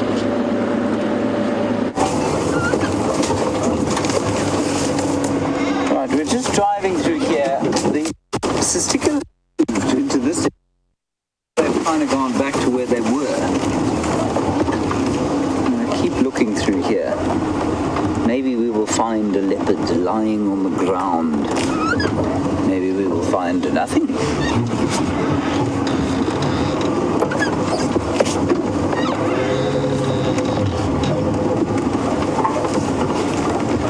Now they'll do that alarm calling for big predators like leopards. They'd do it for lions, they would do it for snakes, they would do it for avian predators like eagles, but it's unlikely they'd be sitting on the top of the tree. Now, this is a dead bronc we're going to go over. It's going to make a... Lock your ears, everyone.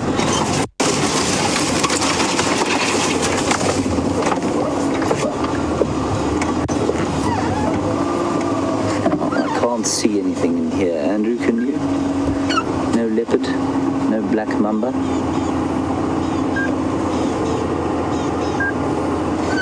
No.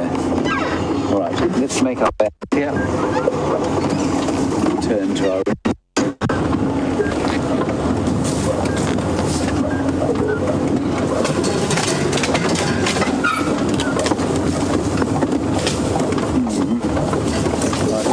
Everyone, we're going to have to go under here. Thorns on the right, at least left, nothing on the right. Okay, right there. Is that too fast for you? Yeah. Oh, there we go. Oh, there we go.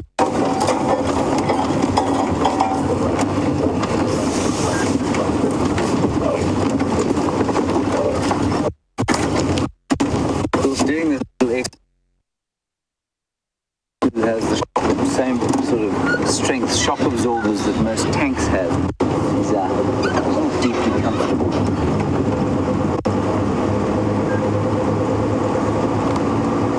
Right, not sure what they were shouting at. On we go.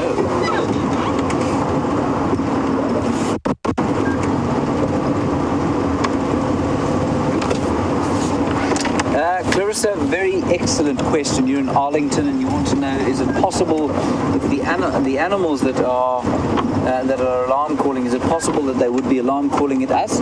Clarissa, yes, that is possible. Mainly when we're on foot, not so much in the vehicle. That one started calling long before we got anywhere near it though, so I don't think it was calling at us. They don't generally tend to alarm calls at the vehicles, and certainly Impala will look at you if you're walking. If you try and hide from them, then they might alarm call. But if they're just watching you go, then they don't alarm call like they would if they saw a leopard walking along. Nice question, thank you. All the way from Arlington. Otherwise, they're fairly mammal-free zones. It's so funny, you know, they're either we have all the elephants or we have none of the elephants. 2 days ago, you couldn't go around a corner without bashing into a herd of elephants. Now, nothing. Just buffalo and hyena.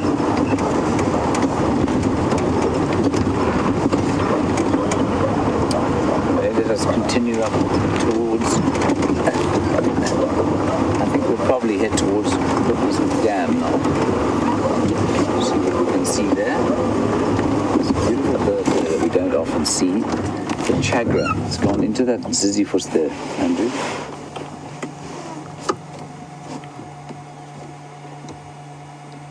It's there. You would have seen it move. Let me sneak forward.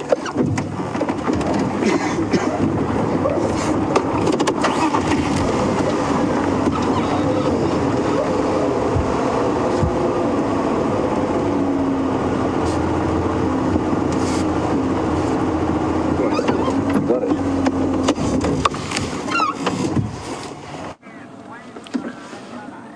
So even though we're looking for leopard, we're definitely not adverse to showing you the rest of the creatures out here in the African bush.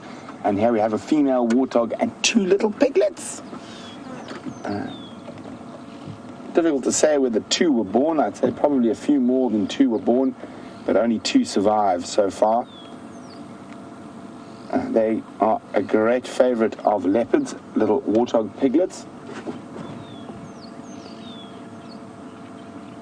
So cute. You can already see the little pads developing on their knees from kneeling down to feed. And there we go, perfect example. So the reason warthogs do that is so they can get right down to the grass. They quite often will try to get under the grass to remove the little tubers that are attached to the grass that are holding a bit of nutrients and moisture. And Mom is actually so close to us we can hear her feeding.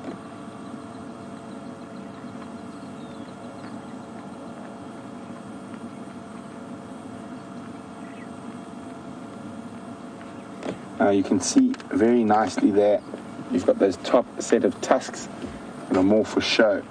And then underneath you've got those small bottom tushes, and those are the ones that do the damage. Those are incredibly razor sharp. They rub against the bottom of those top tusks.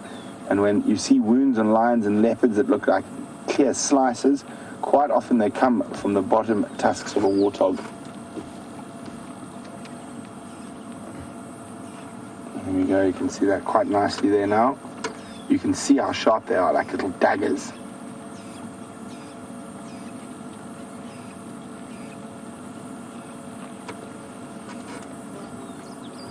And she's very close to us, probably 7 or 8 feet. As you can see, one of our aerials is in between us and her at the moment. And the little ones are not too much further than her and following her towards the vehicle a little bit. And you can see the one on the left's a little male. You can see those tiny 2 little warts already. Males have 2 warts on the side of their face, and females have 1. Let's have a look. And that one is a little girl. No, it was a little boy. But we're going to sit here with these warthogs a little bit, but we're going to cross across to James quickly, who's got a duiker.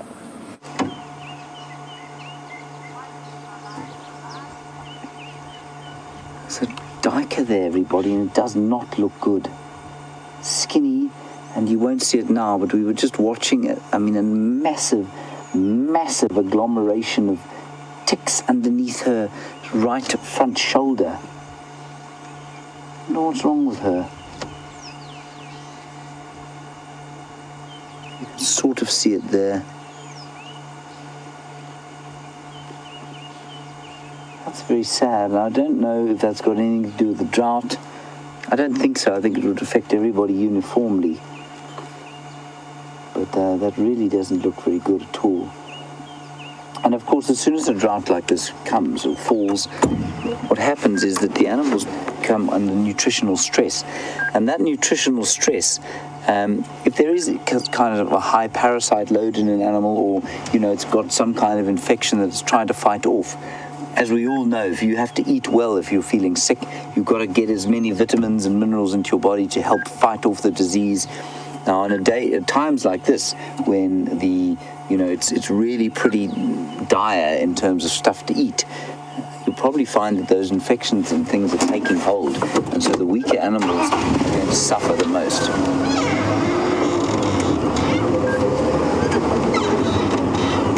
Let's head back to Brent. He's got his warthogs still.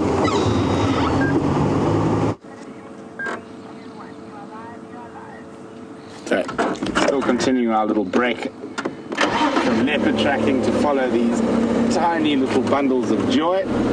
And as it starts to get cooler, Mom's going to start leading them back towards their den, which will be a disused aardvark burrow. And they will spend the night in there as a bit of protection for predators.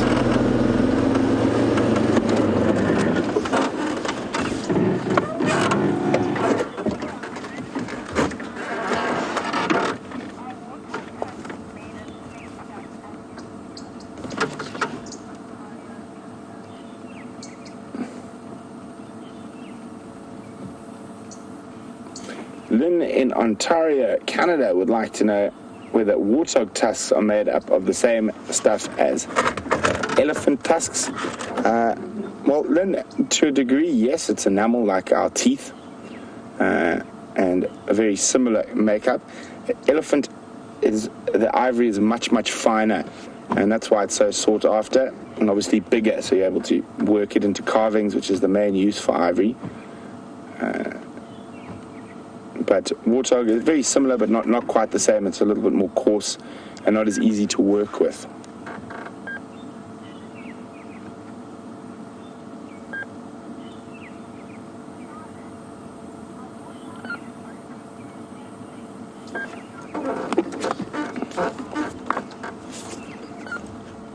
So Charlotte is wondering whether warthogs and bush pigs are the same thing. They most definitely are not. Here we have a warthog in front of us. Bush pig is a pig, but it is a slightly different type of pig. It's a Potamocerus porcus, if I remember correctly.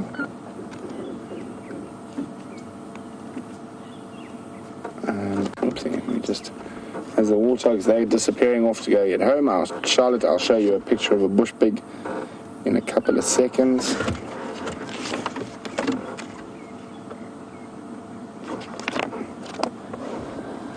There we go.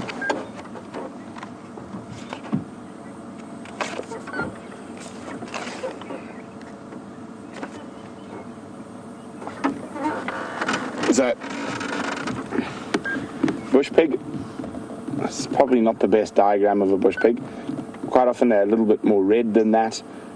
You can see they're quite a lot bigger than a warthog. A male can weigh as much as 130 kgs in exceptional cases, but normally around 80-90 kilograms. They are nocturnal, so they are more often seen at night with foraging, whereas warthog obviously are diurnal. They also occur in much bigger sounders. You get quite big groups of them, sometimes like 15 or 16 in a sounder. And they are slightly less well spread. They prefer wetter areas, so they stick to the east coast of South Africa. They don't go up into the central and southern regions. It's dry. You can see they stick all to the more wet areas of South Africa and Mozambique, Zimbabwe, and Botswana, avoiding the arid northwest. And they're a slightly different family. Obviously, they probably have a similar ancestor many million years ago, but they have been very different from warthogs for quite a long time. And there's of course the warties we've just seen. Okay, let's carry on. We're going to continue now back down to where I think that leopard might be. We had no tracks coming across Nedwood Road, so I'm going to go for a walk in the bush.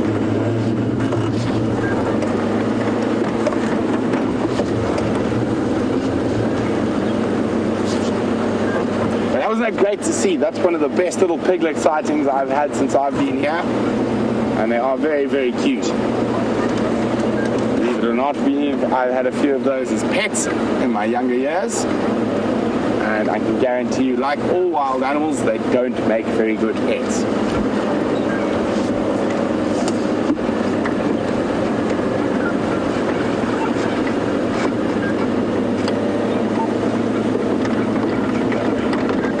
Listen to the radio for a second.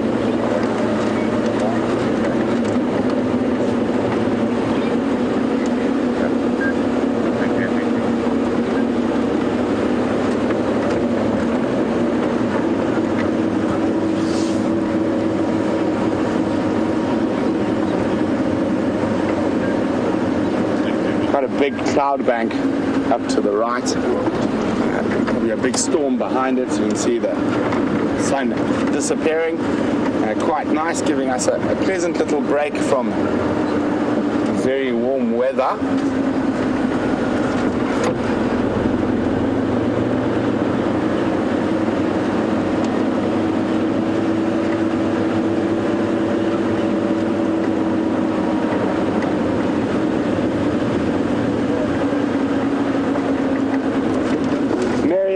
In Arkansas, says occasionally on the road, it looks like sometimes it's torn up and she'd like to know what it's from.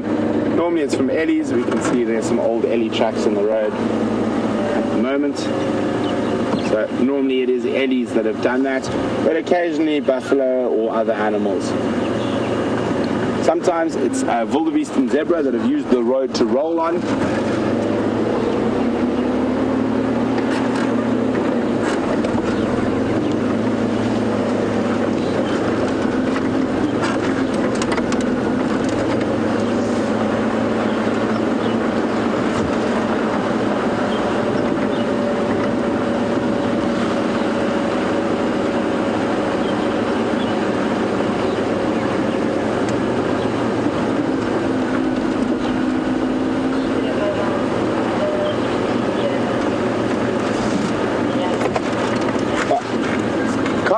The Zimbo living in London issued me a challenge for my leave. Andrew, Francis and myself are going to Zimbabwe, where Karen is from. We're going to Lake Kariba to visit Andrew's parents. We have a house there, and we are going to do some tiger fishing.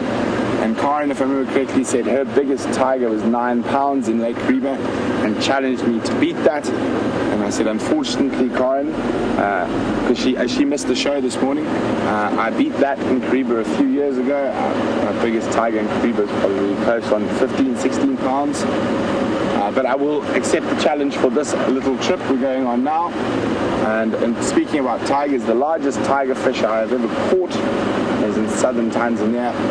And that was 13 kilograms, so well over 20 pounds, 24, 25 pounds. So I've had very good tiger fishing over the years all over Africa. I even worked as a fly fishing guide for a short while. And very bad news. That's what I wasn't hoping. Those leopard tracks we've been following, I knew that bottom end of Leadwood's very hard, and sometimes we miss the tracks. And so I was checking the main access road, and there we go. Here come the tracks out. Oh dear. So we're going to continue on. I think let's go have a look at the grey-headed kingfisher nest. See, I just want to check. No, this is very interesting. Now we've got female tracks here, just to throw me in. This looks like Karula's footprints. The male tracks going out, Karula's footprints coming in by the looks of things.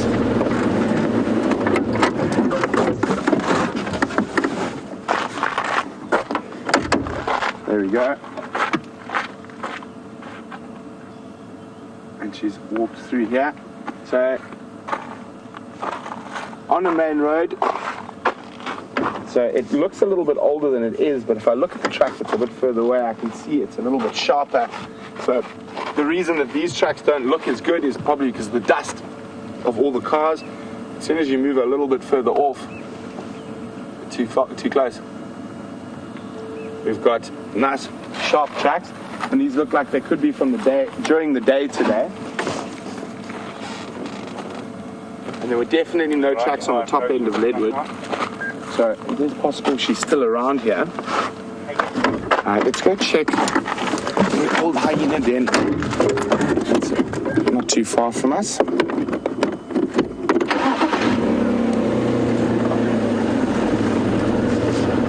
Oh, isn't that lucky? One leopard leaves, another one comes in. Let's hope Tebbs' leopard spotting skills are still on fine form at the moment.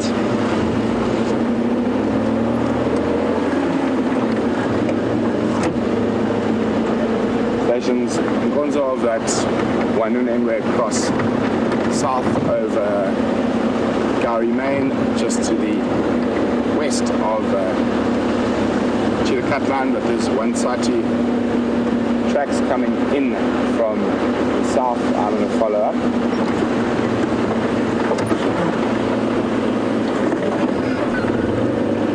So there's an old hyena den here that is currently being used by warthogs. It's the next sort of good spot to have a look for tracks. Let's check carefully around here.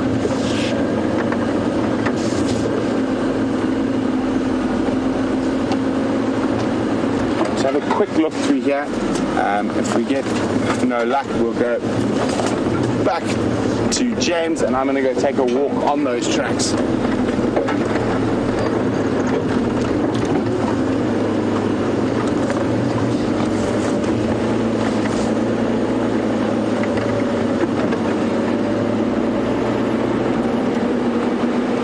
there is some nice deep drainages here that you could have been resting up in during the heat.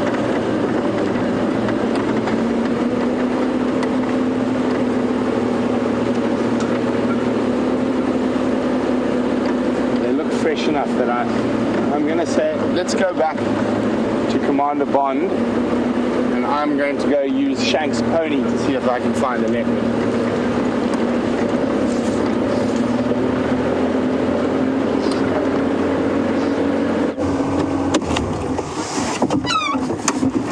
Everybody just look over there. We've got a European roller. And this is, of course, one of the more unusual roller species because it doesn't live here. It lives in Europe. It's just visiting for the summer. And I've always thought a wonderful way to live if you can be a swallow or a roller and live in permanent summer. And that's what that roller does. And the difference between that, of course, and the lilac-breasted roller is the plain, very pale, almost dull blue color that the purple, at least that the European roller has down the whole of his front. See, there's no lilac or purple at all, just that plain, or this plain sort of sky pale blue with brown on the wings. But unmistakably a roller. And they're almost completely silent here because they don't breed here. As far as I remember, they don't breed here. Let me just check that before I tell you a lie.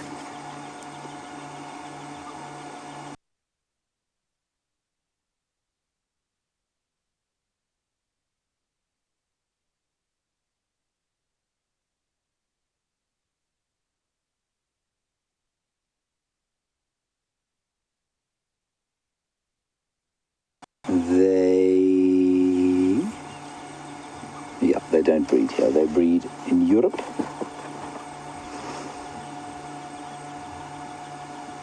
And so unlike their beautiful cousins, the lilac-breasted rollers, and the purple rollers, which make a big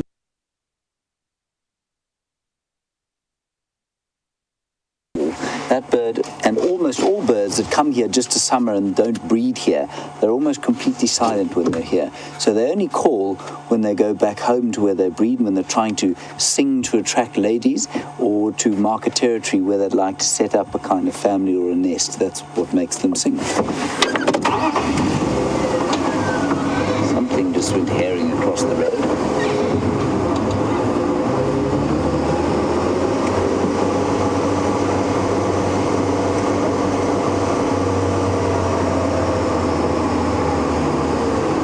This termite mound.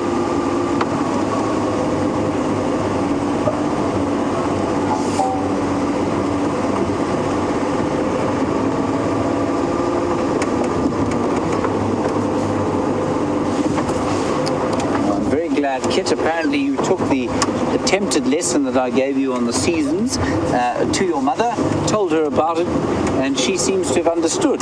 So that's brilliant. Well done. I'm glad that I could hopefully make you understand, and you in turn have then helped your mother to understand, because that's the best way to learn. To teach is the best way to learn.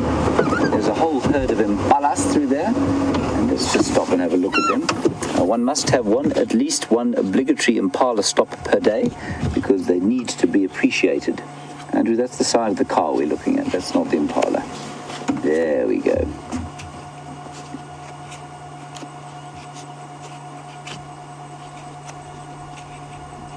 little one there, just a week or two old. And already walking, running, swinging its tail from side to side to flick off the ticks. It is just astonishing after a week or 2 weeks that impala could probably just about almost survive on its own. Not quite, it does need to suckle for a little bit longer, but not long, just a few weeks, and then it will be fine on its own, eating grass. As a human being, of course, as I've said before, and during the Stone Age used to leave home at age 14, which is still quite late, and during the modern era, of course, leaves home between 35 and 40 normally.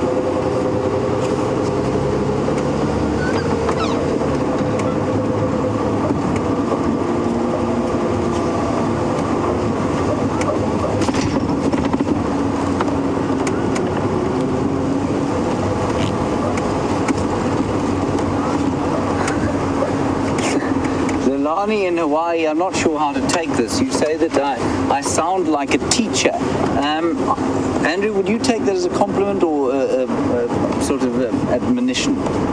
You take it as a compliment. Okay, thank you. Lilani, I'll take it as a compliment if Andrew does. I'm not sure that that's necessarily a good benchmark, but we'll take it there. And Lilani, you say, question that I've never been able to answer. There are plenty. I get asked questions on the show all the time that I can't answer. But I say I don't know in such a way that probably sounds authoritative. I say, I just don't know about that. So maybe it sounds like no one knows, when in fact they do.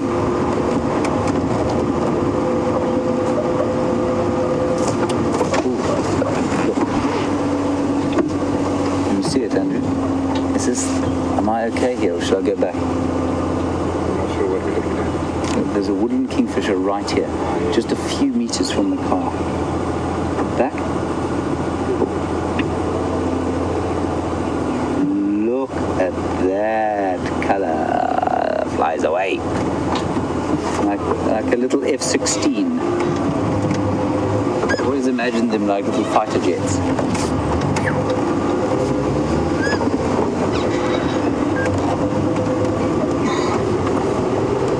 Again, same height, just there. I'm going to sneak forward for this one. Oh, I hit a tree. There we go. Don't fly, bird. Be stuck. Look at that. That's the best view of a woodland kingfisher you'll ever get. That's stunning. Notice the black underbeak, bright red upper beak, the kind of bandit's mask around the eyes, and then, of course, that halcyon blue color, beautiful turquoise, which reminds you of a kind of Mozambican sea, a calm Mozambican sea on a summer's day. I love the way they lift their heads like that. It's just to check direction. I think they just in the same way that an owl will do it. And just move their heads to make sure that they're picking up the direction of the sound.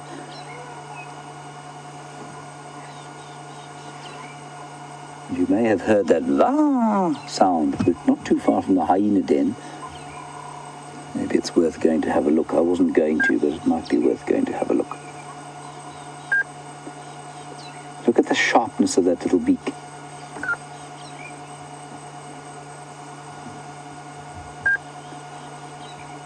Isn't he lovely?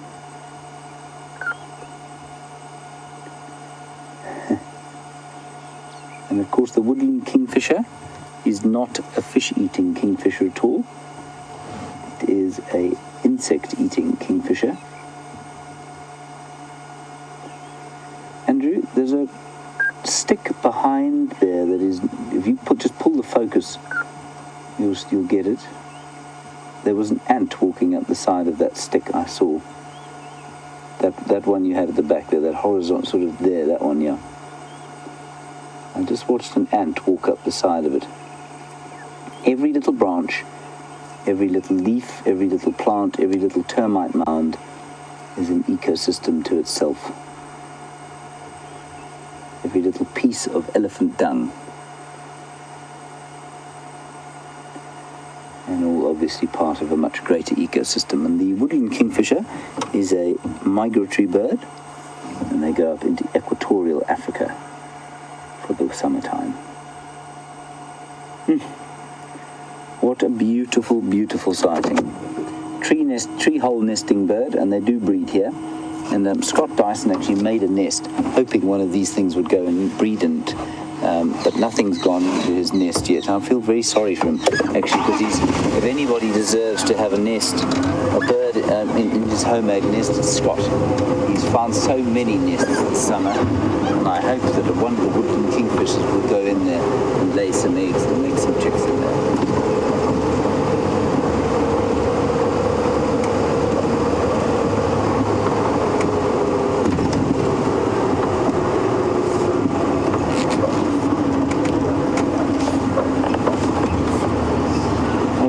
The lilac-breasted roller earlier, also very blue, but slightly less bright blue than that. And Sarah in New York, you want to know if it's true that it doesn't have the same tail streamers as a lilac-breasted roller? I don't know, Sarah. Let's have a look. Look in the book. I think by now I could find these birds in this book at will.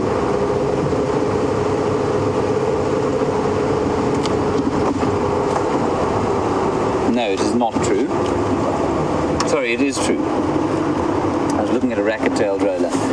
So there's the lilac-breasted one, and the European below it, and it doesn't have the same tail streamers. And there we go. Nor does the purple one. There you go, Sarah.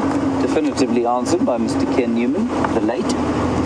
Andrew, should you vote for Buffelshoek Dam or the hyenas? Hyena dead. Right. These poor hyenas are going to be so sick and tired of me by the end of the year. Thankfully, that's only 2 days away.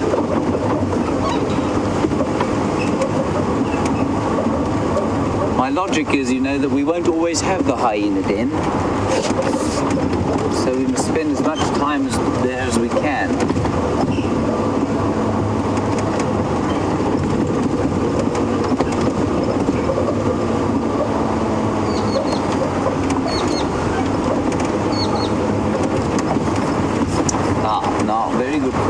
Mercedes here, and I think a lot of domestic dog or domestic animal owners will have similar queries. You all know, you take your domestic animal out for a walk, and especially if you don't happen to live in a large city, you're definitely going to find that they pick up parasites, they'll pick up fleas, they'll pick up ticks, and then you have to take them to the vet or pull the ticks off them and that sort of thing, and you've got to take real care that they don't get infected by parasites. Mercedes, out here, the animals are used to it. They are, you know, they are so often attacked by parasites and by ticks and that sort of thing that they build up a general immunity. It's exactly the same as a human being that has never had medical attention or that's grown up in the bush. And I used to say this in all seriousness, like Brent Smith, for example, grew up in Botswana and you know, in the bush, and I think his immune system is very strong. That was a kudu running across, compared with somebody who's grown up basically in the oxygen tent environment of a city where you don't get exposed to the bacteria and diseases and parasites, and therefore you don't get any natural immunity to them. Now, I think it's exactly the same thing out here. Most of the animals will be carrying a parasite load. Their bodies are in constant struggle against those parasites, but because they're used to them in the area, they will get rid of them. Great question. Thank you, Mercedes. So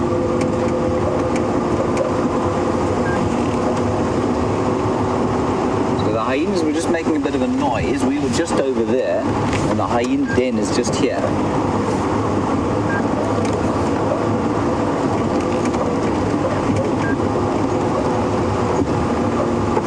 So let's go and see what's going on there.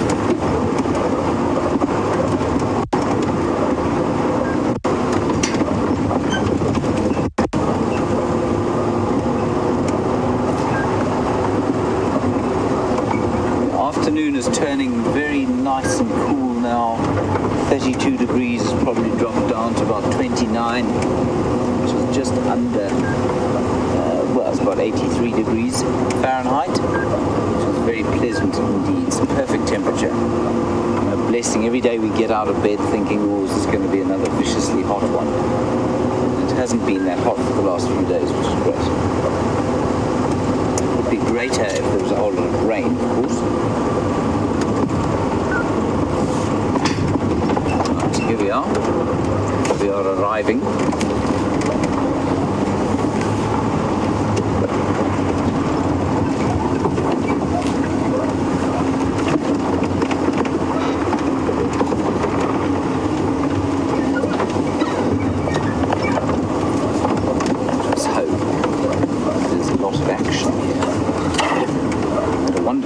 Yesterday evening, we all three of the little cubs out. Oh, it's rusty for you.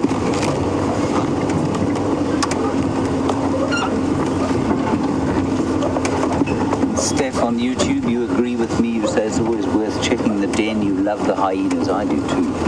Well, there we have one cub, 3 cubs. Let's just watch where they go. Don't go into the hole. That's it. Good stuff. Wonderful.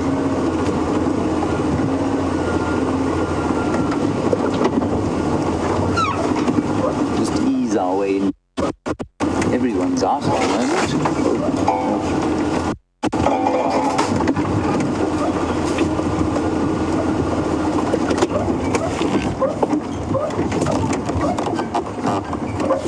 Hi guys.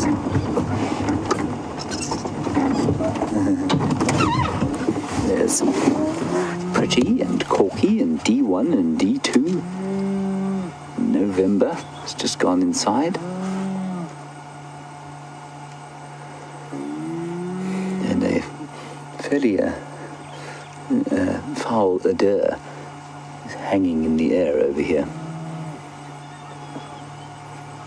It smells a bit ripe, don't you think, Andrew?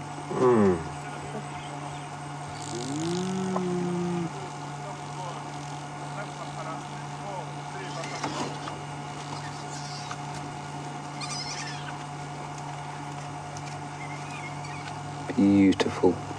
I could sit here all day. There we have Corky, who's quite dominant, and her 2 cubs are feeding, suckling. And there's November. She's up at the top there, and she's just behind the tree. I don't know if you can get her. She's just behind that tree there. You can hear the little ones calling.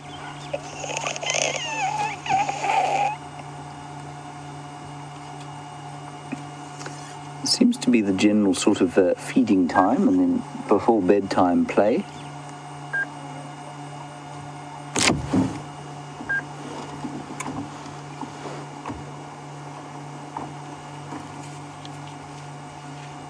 Lovely stuff. May is there. Not May, November. Thanks very much.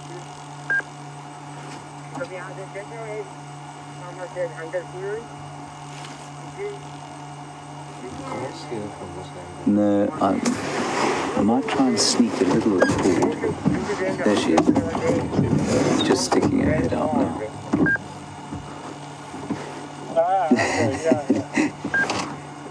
There she is. Hi.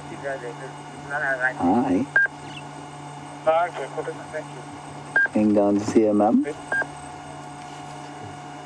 That's not her mum. Her mum's the one behind there. That's just a friend, family friend.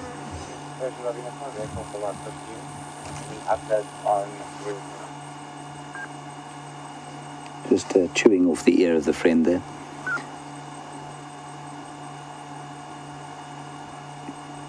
I think there's no changes except in the area for somewhere the Bishop area. Mm-hmm.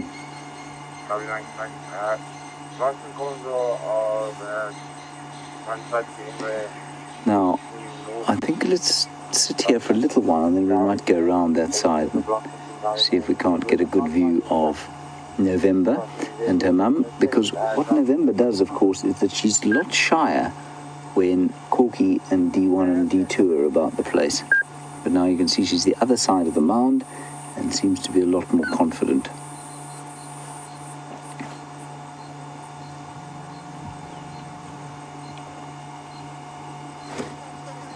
Yeah, take them out. Okay, put it up.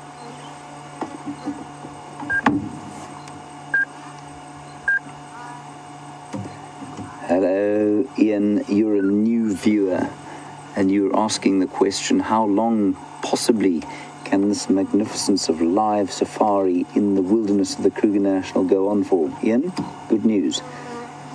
365 days a year for the foreseeable future, we'll be doing something similar to this.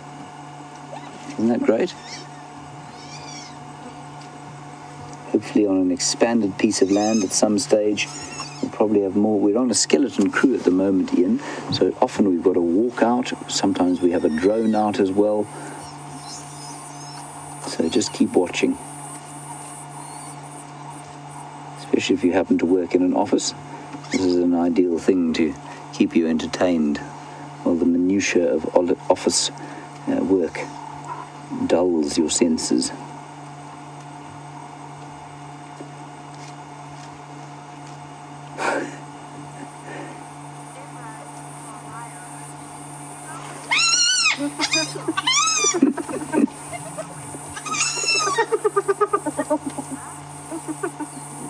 So Deborah in Ohio, I mean, you want to know where this den is and who's denning here. Everyone's denning here at the moment in our Juma clan, Deborah, and it's a northwestern corner, or not corner, but northwestern section of Juma, and it's on a road called Gallagher Shortcut.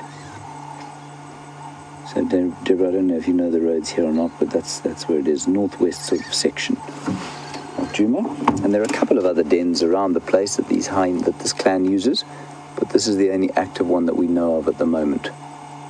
I did see a very pregnant looking hyena the other day, come to think of it, so it might be worth going to check some of the other dens, because often what they do is give birth in a sort of peripheral den and then come back to the main den.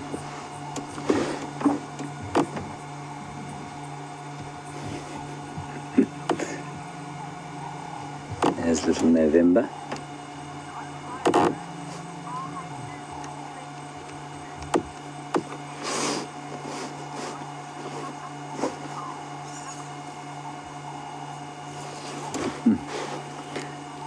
Betty, you're in Ontario, and it's a very valid question. Of course, you've obviously watched before, and you've seen the hyenas coming close to the vehicle, and you want to know if they're a threat to human beings. You say sometimes they come up to the vehicle and it looks like they want us to pet them. Betty, they definitely don't want us to pet them. If you touched a hyena, those powerful jaws would clamp around whatever you tried to touch them with astonishing speed, and you would lose whatever they clamped about because they're very powerful jaws. But Betty, they're not really a danger to human. They can be at night. If they see you at night, and especially if you're lying down. So there's some fairly gruesome stories of people being dragged out of tents at night because they leave the doors open. So a hyena will have no fear of you if you're lying down. It's perfectly safe to camp in an area like this if you've got a closed tent, but obviously it's very hot inside. And so inexperienced people have sometimes left the tent doors open, and then a hyena can be dangerous. They will come and drag you out. But during the day, if you're standing around them, no, they will normally, in fact, 99% of the time, they will run away. So, no, they're not a danger. I wouldn't describe them as a danger to human beings. I did have one experience earlier this year.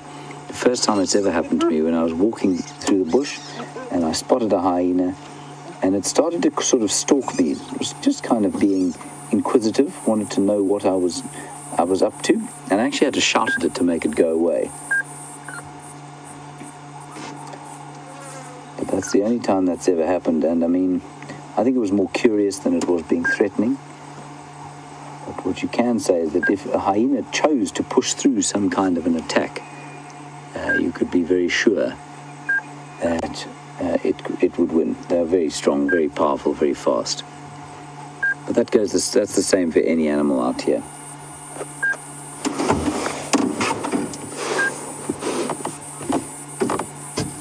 You can see very nice contrast there between the fur on the back leg of the hyena, the adult, the spots, the obvious spotting, and the black fur on the little cubs. And then November, our older cub, she's now, well, I don't know where she is, I think she may have gone back up into the mound. She's now almost 8 weeks old, and she's got almost every day we see her, she's got another spot or two. Her coat is lightening. So from about 5 weeks, she started to lose that black coat. Andrew, was that a sigh, or do you wish to say something? Just a sigh. Just a sigh. And again, look at the dust. So much dust for this time of year. And hyenas, interestingly, are also not seasonal breeders. So, although they have so many little ones at the same time that the impala have got their little ones, that's just by chance. They might have a peak at this time of year, but certainly they're not generally known as seasonal breeders.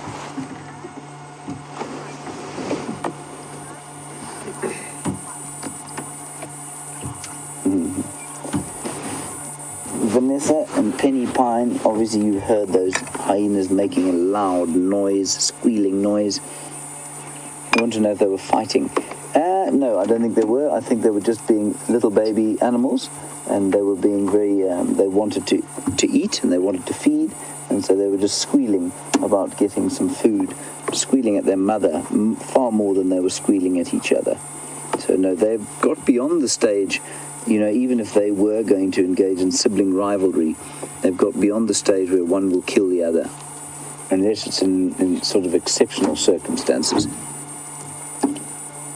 And that, of course, I'm not sure, Penny and Vanessa, if you were referring or trying to sort of infer that there might be some kind of siblicide or sibling rivalry that could result in the death of one of the others. They're beyond that age now. And I think they're both males, so they won't fight. You can even see the fly crawling over the foot there.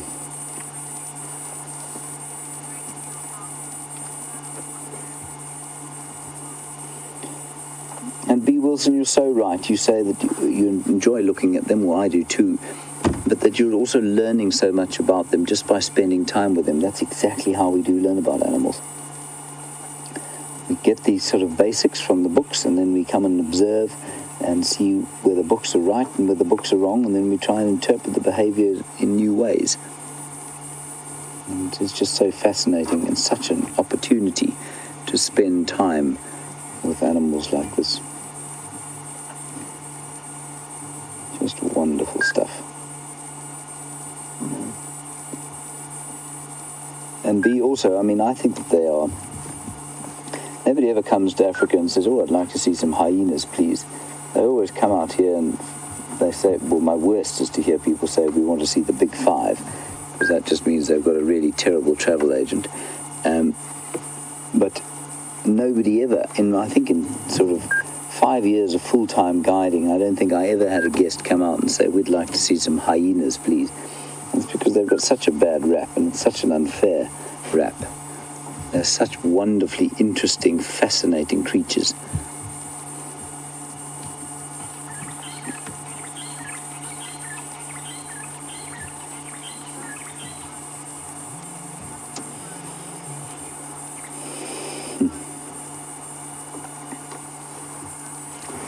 Now, Zoe, you ask a very nice question. Do they go off and form other packs or clans? Remember, a hyena grouping is called clan when they grow up, or do they stay in the clan? Zoe, normally females will stay in the natal clan, so the females will stay within the clan. They can go and form others if the clan gets very big, but then the related females will go off together. And look at that foot there. But the males, Zoe, are faced with an interesting choice. High-ranking males, even high-ranking males within a clan like this, stand very little chance of mating within their natal clan. So if you're born to the matriarch and you happen to be a male, you're high-ranking, you will dominate, you'll dominate other males at kills, and you'll get enough to eat, and you'll have a cushy, comfortable life. But the chances of you mating within the clan are about 3%. However, if you leave the clan as a male and go off to another clan, you sacrifice your dominance, you sacrifice your rank completely. You'll go in right at the bottom of the barrel, as it were, but you will have a 97% of hyenas are born to males that have come from somewhere else, to immigrant males. So therefore, they're males that are very low ranking. So you're faced with a choice as a male. You can live a cushy life at home, or you can go away and live a tough life, but have the chance to leave a genetic legacy. It's quite an interesting choice that hyenas are faced with. Completely unlike any other mammal I know.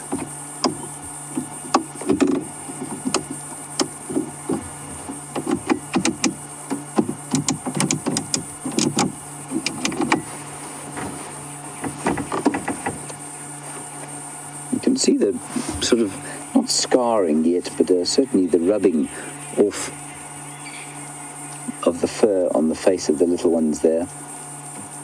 And I think that's a result of digging and playing and possibly the odd sort of scuffle that they've had between each other. And remember, we can tell the difference between these two.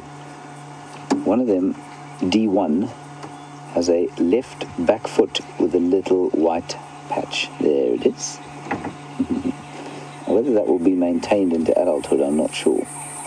But that is D1, who's just gone down into the hole. D2 is still drinking.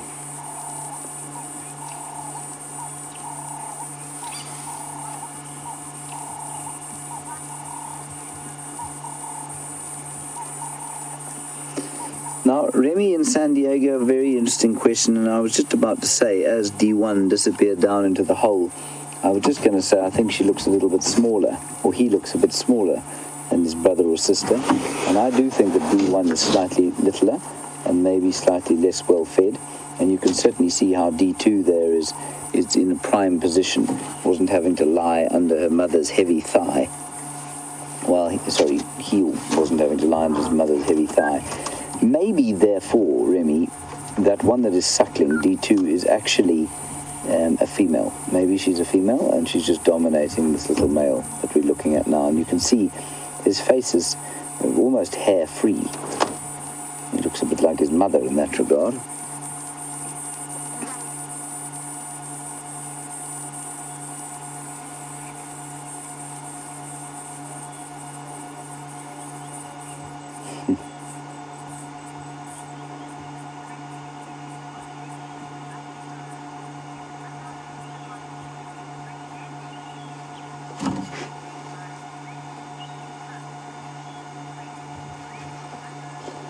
Hello, Gracie, aged 8 in Ohio. You want to know if other hyena mummies will bring their babies here when they have them? Yes, Gracie, they will do that. It's exactly what they do. So, like I said, I saw a pregnant hyena just the other day, and she will probably give birth at another den, but when the babies are about 2 weeks old, she might well bring them here so that they can play with these other little ones here. And their playing and their friends are very important to help them grow up. Just like with humans, it's very important to have friends. So it is with hyenas. Not so, Andrew? Correct. Yes. Nice question, Gracie.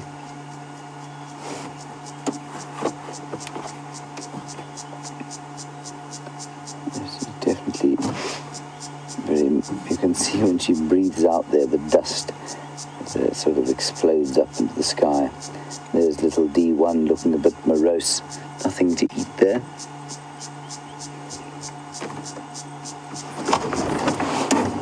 You will be okay.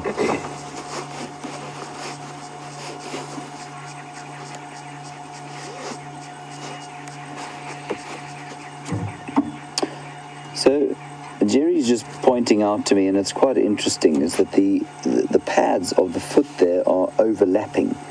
And you do notice that actually in the tracks. The tracks, obviously, they're not overlapping in the tracks, but they're very squashed together, those pads. And in a cat, they're much more exploded. They're very distinct and very far apart. So if you've got a house cat with you at this stage, grab it quickly by the scruff of the neck, flip it over, and make it show you its feet. And you will see that the pads on the house cat are far more exploded. They're much further apart than the pads on the hyena, or even on your domestic dog. Not as much as they're on the cat, but certainly far less sort of compacted and squashed together than the hyena's ones. So go and get your domestic animals and have a look, everybody, and tell me if I'm wrong. So I mean, dogs probably relatively similar to the hyena, but not quite as much, and cats nothing like. And if you happen to have a pet hyena at home, well, you know, you can check that too.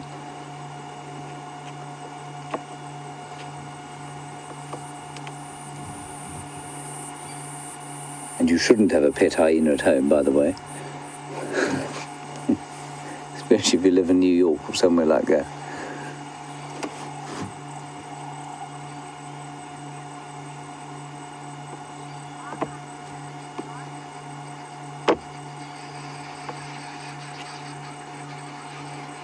Judy, very nice question. Now, you probably don't have any idea how tall these are because the camera's so close to them. You want to know how do they compare with a German Shepherd or an Alsatian? Judy, they're much bigger. A big female weighs 70 kilograms, which is about 160 to 170 pounds. So substantially larger than a German Shepherd. I think a German Shepherd would probably weigh about 40 kilograms, if I'm not wrong. So about 100 pounds. So, I mean, yeah, quite a lot bigger. Maybe an enormous German Shepherd might weigh 50 kilograms or 110 pounds. The males weigh about 50 kilos.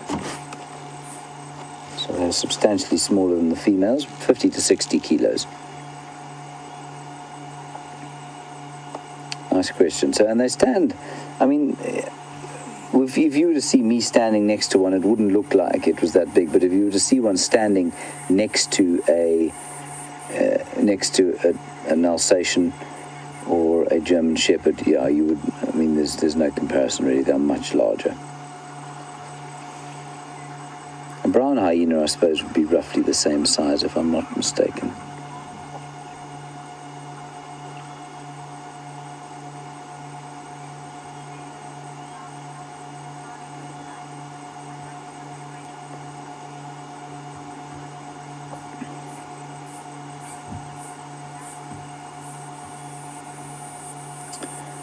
Let's head across to Brent Leo Smith, see if he's managed to find the leopard. I'm sure I don't think he has, because I think we would have gone across a lot faster than we have now. But let's get an update on the tracks that he's following. He is following in what is a very thick and difficult block. So let's head across to him, get an update, and I'll try and reposition around the other side and see what we can see there. So as the sun sets, our chances of finding a leopard on the move increase slightly. I followed those tracks deep into the block and they were heading in a northerly direction. So we've been sitting around this area listening for alarm calls. We haven't heard any yet. So we've decided to do another quick little maneuver through here. Who knows, maybe she's on the move. So we started off following the tracks of a male leopard that unfortunately crossed south out of our traverse area. But not even 5 meters further down, a female leopard's tracks crossed in. It looks like the tracks of Karula, just judging from the size and the area we found them.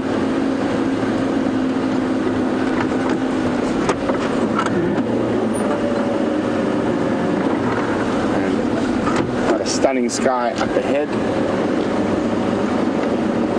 Stop, let you have a look at it now through a nice dead leadwood.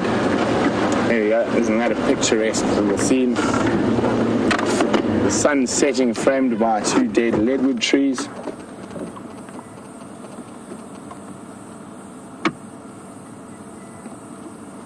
And always good to stop, listen for a little bit. Hopefully to hear that loud bark of a kudu alarm calling.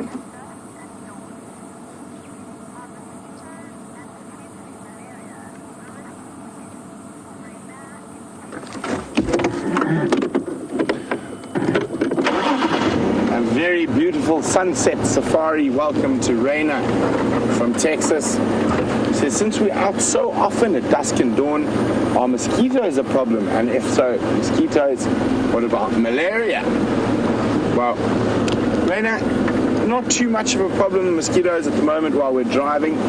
When we're moving, they're not such a problem, but one must also remember, due to the drought this year, the mosquitoes are nearly non-existent due to the lack of water for them to breed in. But also, this is from a malaria point of view, this is a very low-risk malaria area. Very, very few cases from this area here. From the low part of South Africa, I've only had malaria once, and that's when I was a kid. But far worse malaria areas in Africa, and I've lived in most of them, and I'm still standing. I've had malaria 29 times. But just to let you know about malaria, my dad's got a very, very, very good saying about malaria. Malaria is not serious if you treat it seriously. So what I mean by that is, if you start feeling symptoms,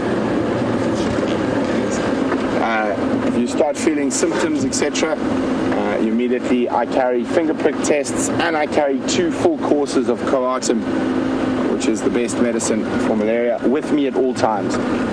Because quite often, for example, I travel quite a lot, so even when I go to the United States or the United Kingdom, I will carry malaria kits and medicine with me, because quite often the doctors in those areas won't have a clue about malaria, and they'll tell you you've got cold or flu or whatnot, and that's when malaria becomes serious. It's when it's left untreated. If you pick it up early, within the first couple of days of symptoms showing, with the new medicine, you'll be sick for 2 or 3 days. I mean, sometimes even less. I've even managed to take game drives and run safaris while suffering through a bout of malaria.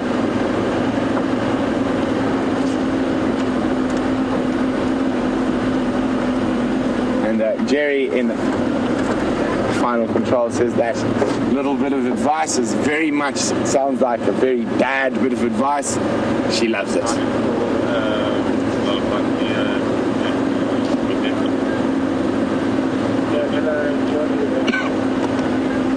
Excuse me.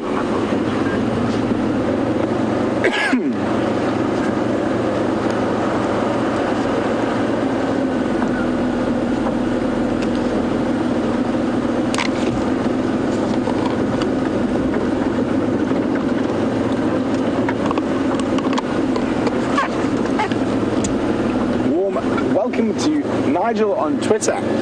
He says, with all my experience, I'm tracking elephants at the moment. I've just seen some fresh tracks that weren't here earlier, and we've driven this road today. Nigel was wondering, when is the best time to see animal migrations, and where? Well, it all depends on the migration you're after, Nigel. And for me, if you want to see the Serengeti or Masai Mara migration at its absolute best, I would recommend sort of February in the Ndutu plains of Tanzania. That's when all the wildebeest give birth. So being on slightly different schedules to their breeding here. So they have 2 rainy seasons there. But on Ndutu in January, February, when all the baby wildebeest, baby Thompson's gazelles are around, baby Topi, it is an incredible time of the year to see not only the migration, but the predator interaction with the migration. So you do get to see a lot of kills. So that's that one. Interesting enough, chatting about migrations, and there's a lot of other migrations that people wouldn't think to go watch the whales off Southern Africa. This time of the year is a good time to be down in Hermanus or around the Cape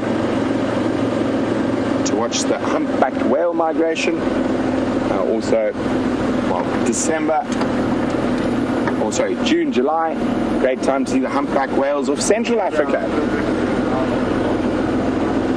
And the largest mammalian migration, I think it could be in the world, but I know for sure in Africa, happens around in the Kasanka National Park in northern Zambia, where 4 million straw-colored fruit bats migrate from the Congo Basin rainforest to come take advantage of the fruiting figs at Kisanka in Zambia.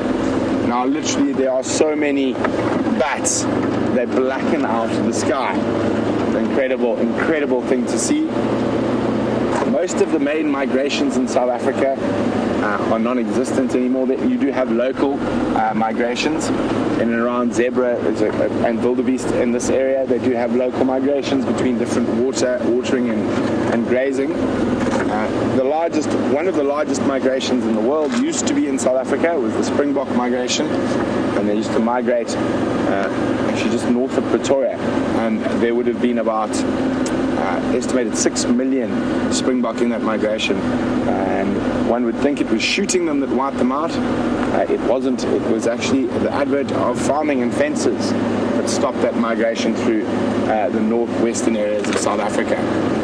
My dad was lucky enough to meet someone who was actually alive during one of those, the last of the bigger ones. And what happened, the guys used to get stuck in their cars. There were so many Springbok. They put those old models, I think probably a Model T Ford or whatnot, or even wagons.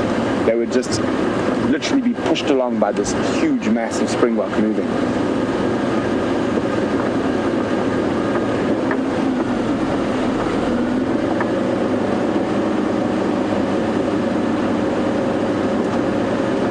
Before it gets too dark, let's pop across to James and have a last view of those very cute hyena cubs before it gets a little too dark.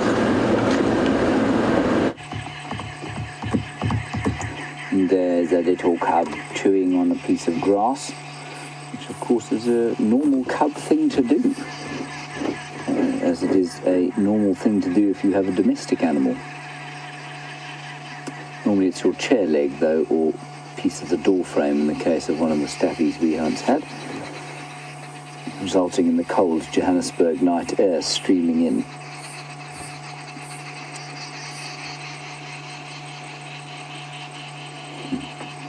No, the other one's gone back inside, so we're just going to sit here a few more minutes. We went round the other side to check we went to the other side to check the other side, obviously. And there was Pretty fast asleep, and she was fast asleep with May, and the little one November is still inside the mound. So we'll sit here for a few more minutes, and then we'll head out quickly. Well, not quickly, we'll gently make our way to quarantine just to check. I have a feeling that maybe those wild dogs will arrive there. No one found them this morning, so nobody knows really where they are. It's always worth just checking the clearings as the evening falls, in case they come out.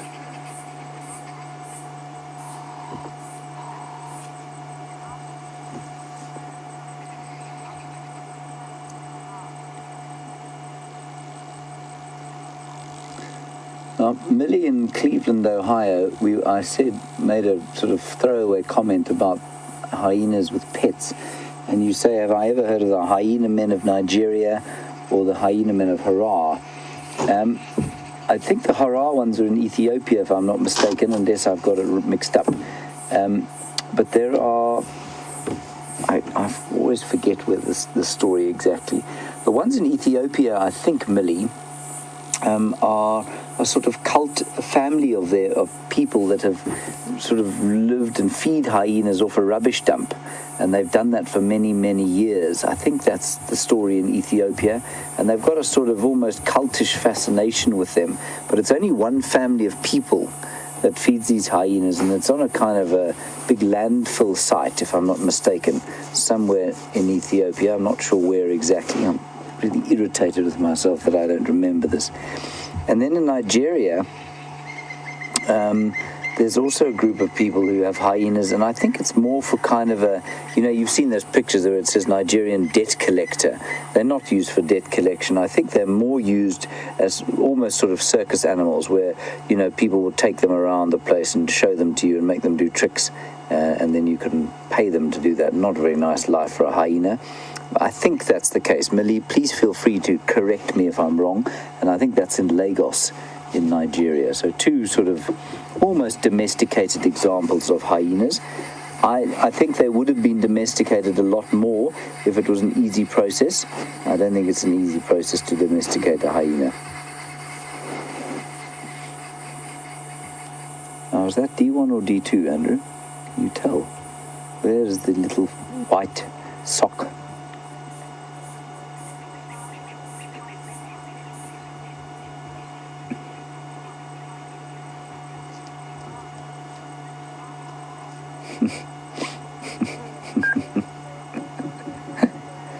Now, Jennifer in Toronto, of course, you make a very good point. If you are watching at work, your colleagues might become slightly alarmed by the noises coming out of the speakers at your desk. The simple, of course, solution to that is headphones. But yes, absolutely. I just imagine, I've worked in an office for about 6 months, and that was only twice a week, and it nearly drove me stark raving insane. And I can just imagine some of those long meetings where people waffle on just for the sake of hearing their own voices. I imagine having this thing on an iPad where you're pretending to take notes would be a fascinating way to spend a boring boardroom meeting while some guy went through a 60-page financial report. I mean, that's far more entertaining than a 60-page financial report, don't you think, Andrew? Mm-hmm. Lots of loose skin there.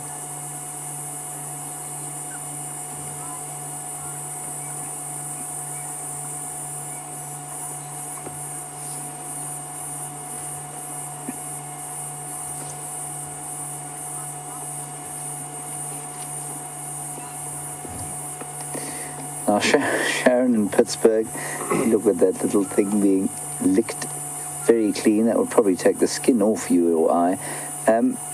But the little one's loving it. Sharon in Pittsburgh, you say you look at the adult and you say very little fur. Is that from the dirt, or are they just not very furry? Are they? They get less and less furry the older they get, Sharon. Very short fur, and you can see Corky's got hardly any hair on her head at all, and also not much on the hindquarters. That's from fighting. It's from dirt. It's from wear and tear. They don't need a great deal of hair, of course. They don't need it to try and keep warm, unless it's deep in the winter. And I suspect it gets a bit thicker during the winter time, but at this time the certainly very thin.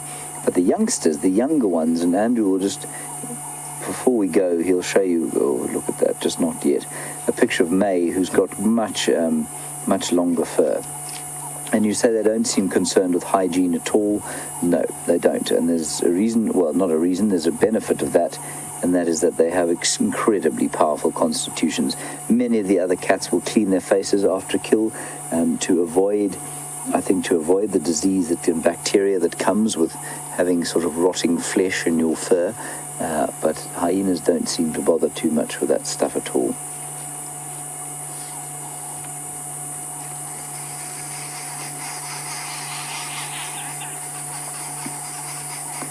Round about this time yesterday, Corky got up and walked off, and the cubs went inside and the rest went off with her.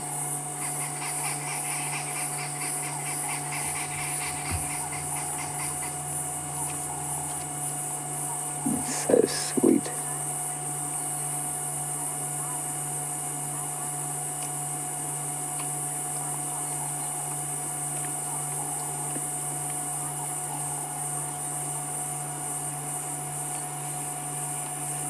Sarah in New York, you've just told a story that's made my blood run cold.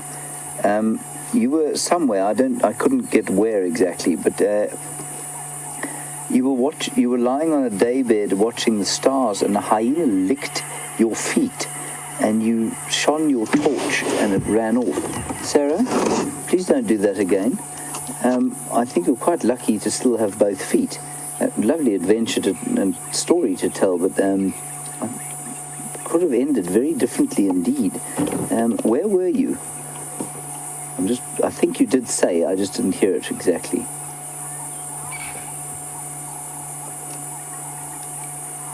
And a place called Karangaia. I don't know where Karangaia is. Well, it sounds fascinating with the little thing now getting more and more. I think this is definitely the dominant one. Oh no, that's D2. At least D1, that's the one with a little bit of white. Look, getting a bit nervous now. Back to the bed.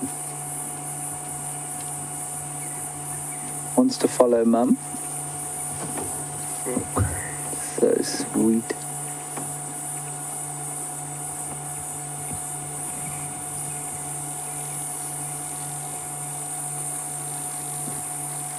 Thinking about going to see... Oh, look at this thing.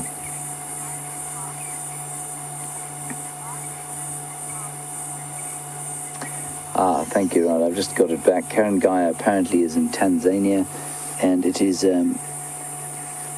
it's the 6th largest national park in Tanzania, and that's where you were, Sarah. Sarah, do not repeat that experience, please. I think you'll come back with 1 foot. Phew. Of course, a hyena would never have approached you like that if you'd been standing upright or during the day.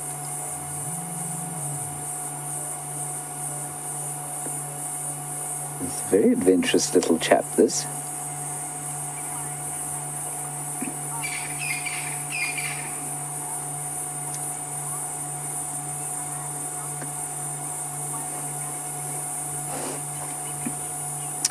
Now, Bethany and Virginia, I've said that maybe these are 2 males, D1 and D2, and you want to know if they grow up together, will one of them be more dominant over the other, especially as they are, as sons of a dominant female, will they lead the clan? Males have no role in the leadership at all, Bethany. The males are smaller than the females, and they will have no leadership role. And they will share the rank. They'll probably share a very similar rank, these 2 males, if they do grow up in the clan. They could leave the clan, of course, and go and become very low-ranking males in another clan, but they will play no leadership role within this clan, and that's because they're males. And if they stay in the clan, yes, they'll be dominant in the male hierarchy, but almost the entire male hierarchy is dominated by all the females. Even the low-ranking females will often dominate some of the high-ranking males. Now, this is exactly what happened yesterday evening. Round about this time, just as it was starting to get dark, the hyenas decided it was time to go off and forage and find something to eat. Oh, shame. The little one doesn't want Mummy to go and doesn't want Auntie Pretty to go either.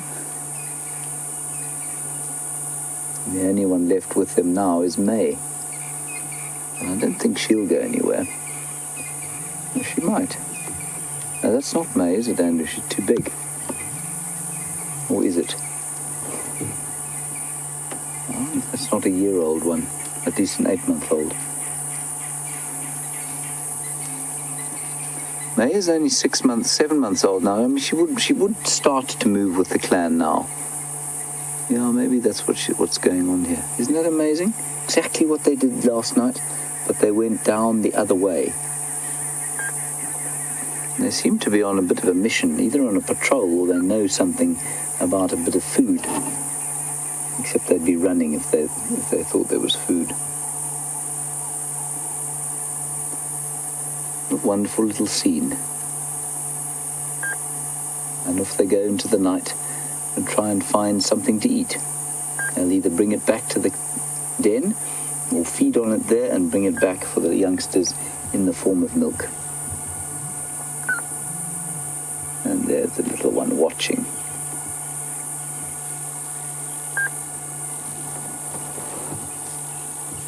Don't worry, D1, they'll come back.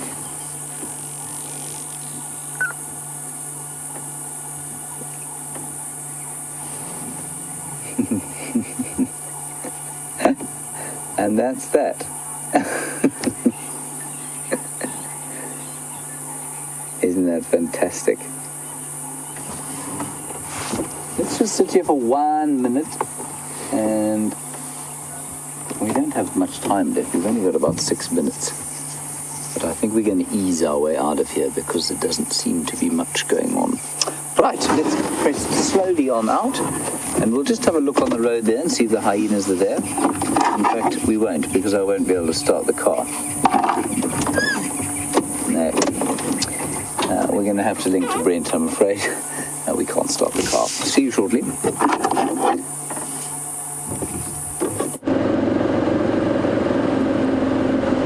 Unfortunately, no luck on that leopard, but don't worry, I'll be hot on its tracks on tomorrow's sunrise safari. just having a quick check. You never know what appears around here, but there's such a fantastic sky. Big storm off to the southwest. Maybe it'll come this way. I don't think it will.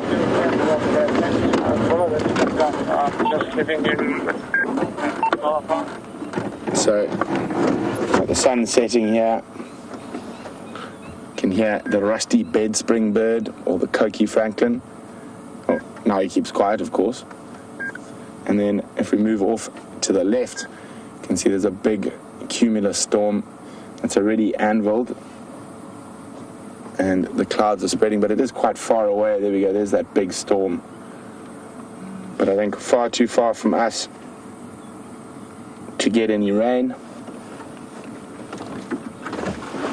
But it is very, very peaceful. It's very, very still this evening. There's not a breath of wind, which has made it quite warm. So it's going to be a very, very, there's a term used in some movies for a warm night. I can't remember it now offhand. I think it was sultry, but in truth, it's sweaty. Balmy, not so much balmy. That was Jerry saying balmy, but I think it was used in some of those movies about how warm, hot nights are sort of sultry and supposed to be quite sexy. They're not. They're just sweaty. And if you live out here, you get to learn that very quickly.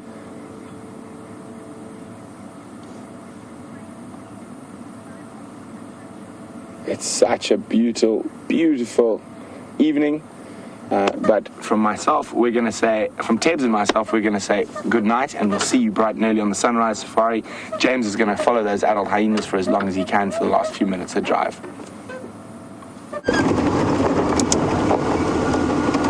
Right, we've come out onto the road, everybody, and there is Pretty. She's doing a bit of a turnaround now. There she goes. She's walked down the road, turned 180 degrees, and is now moving into the bush back towards the den. Straight along a path. Now this is classic kind of foraging behavior. There's nothing really obviously smelling in the air, so they're not rushing towards a kill. They're just looking about for anything that they might eat. She's a beautiful hyena, that she really is a very magnificent example of hyenadom. And as Jerry says, they don't need to forage. They can just come and steal the dustbin like they did last night. One of them broke in yesterday to our camp, dragged the dustbin out and destroyed it. I don't know what on earth they found to eat in there that was of any deliciousness. And thankfully they didn't spread the muck too far, so it wasn't too hard to clean up. Magnificent set of chompers she's got there.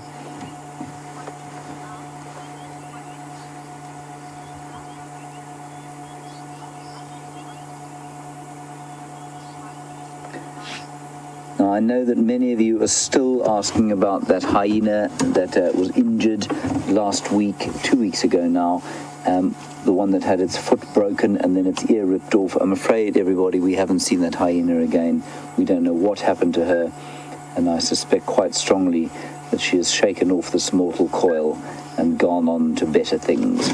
Right, that's it from us this afternoon. Another fairly quiet drive, but lots of nice little things, and at least Brent was on the track, so big thank you to him, and big thank you to Tebs, big thank you to Andrew Francis, the beach-dressed drone commander. Thank you, Andrew. And a big thank you to Jerry and Louise. I always say Louise for some reason. They've had a good time, and thank you to all of you. We'll see you tomorrow during the morning safari at 0500. See you then. Bye-bye.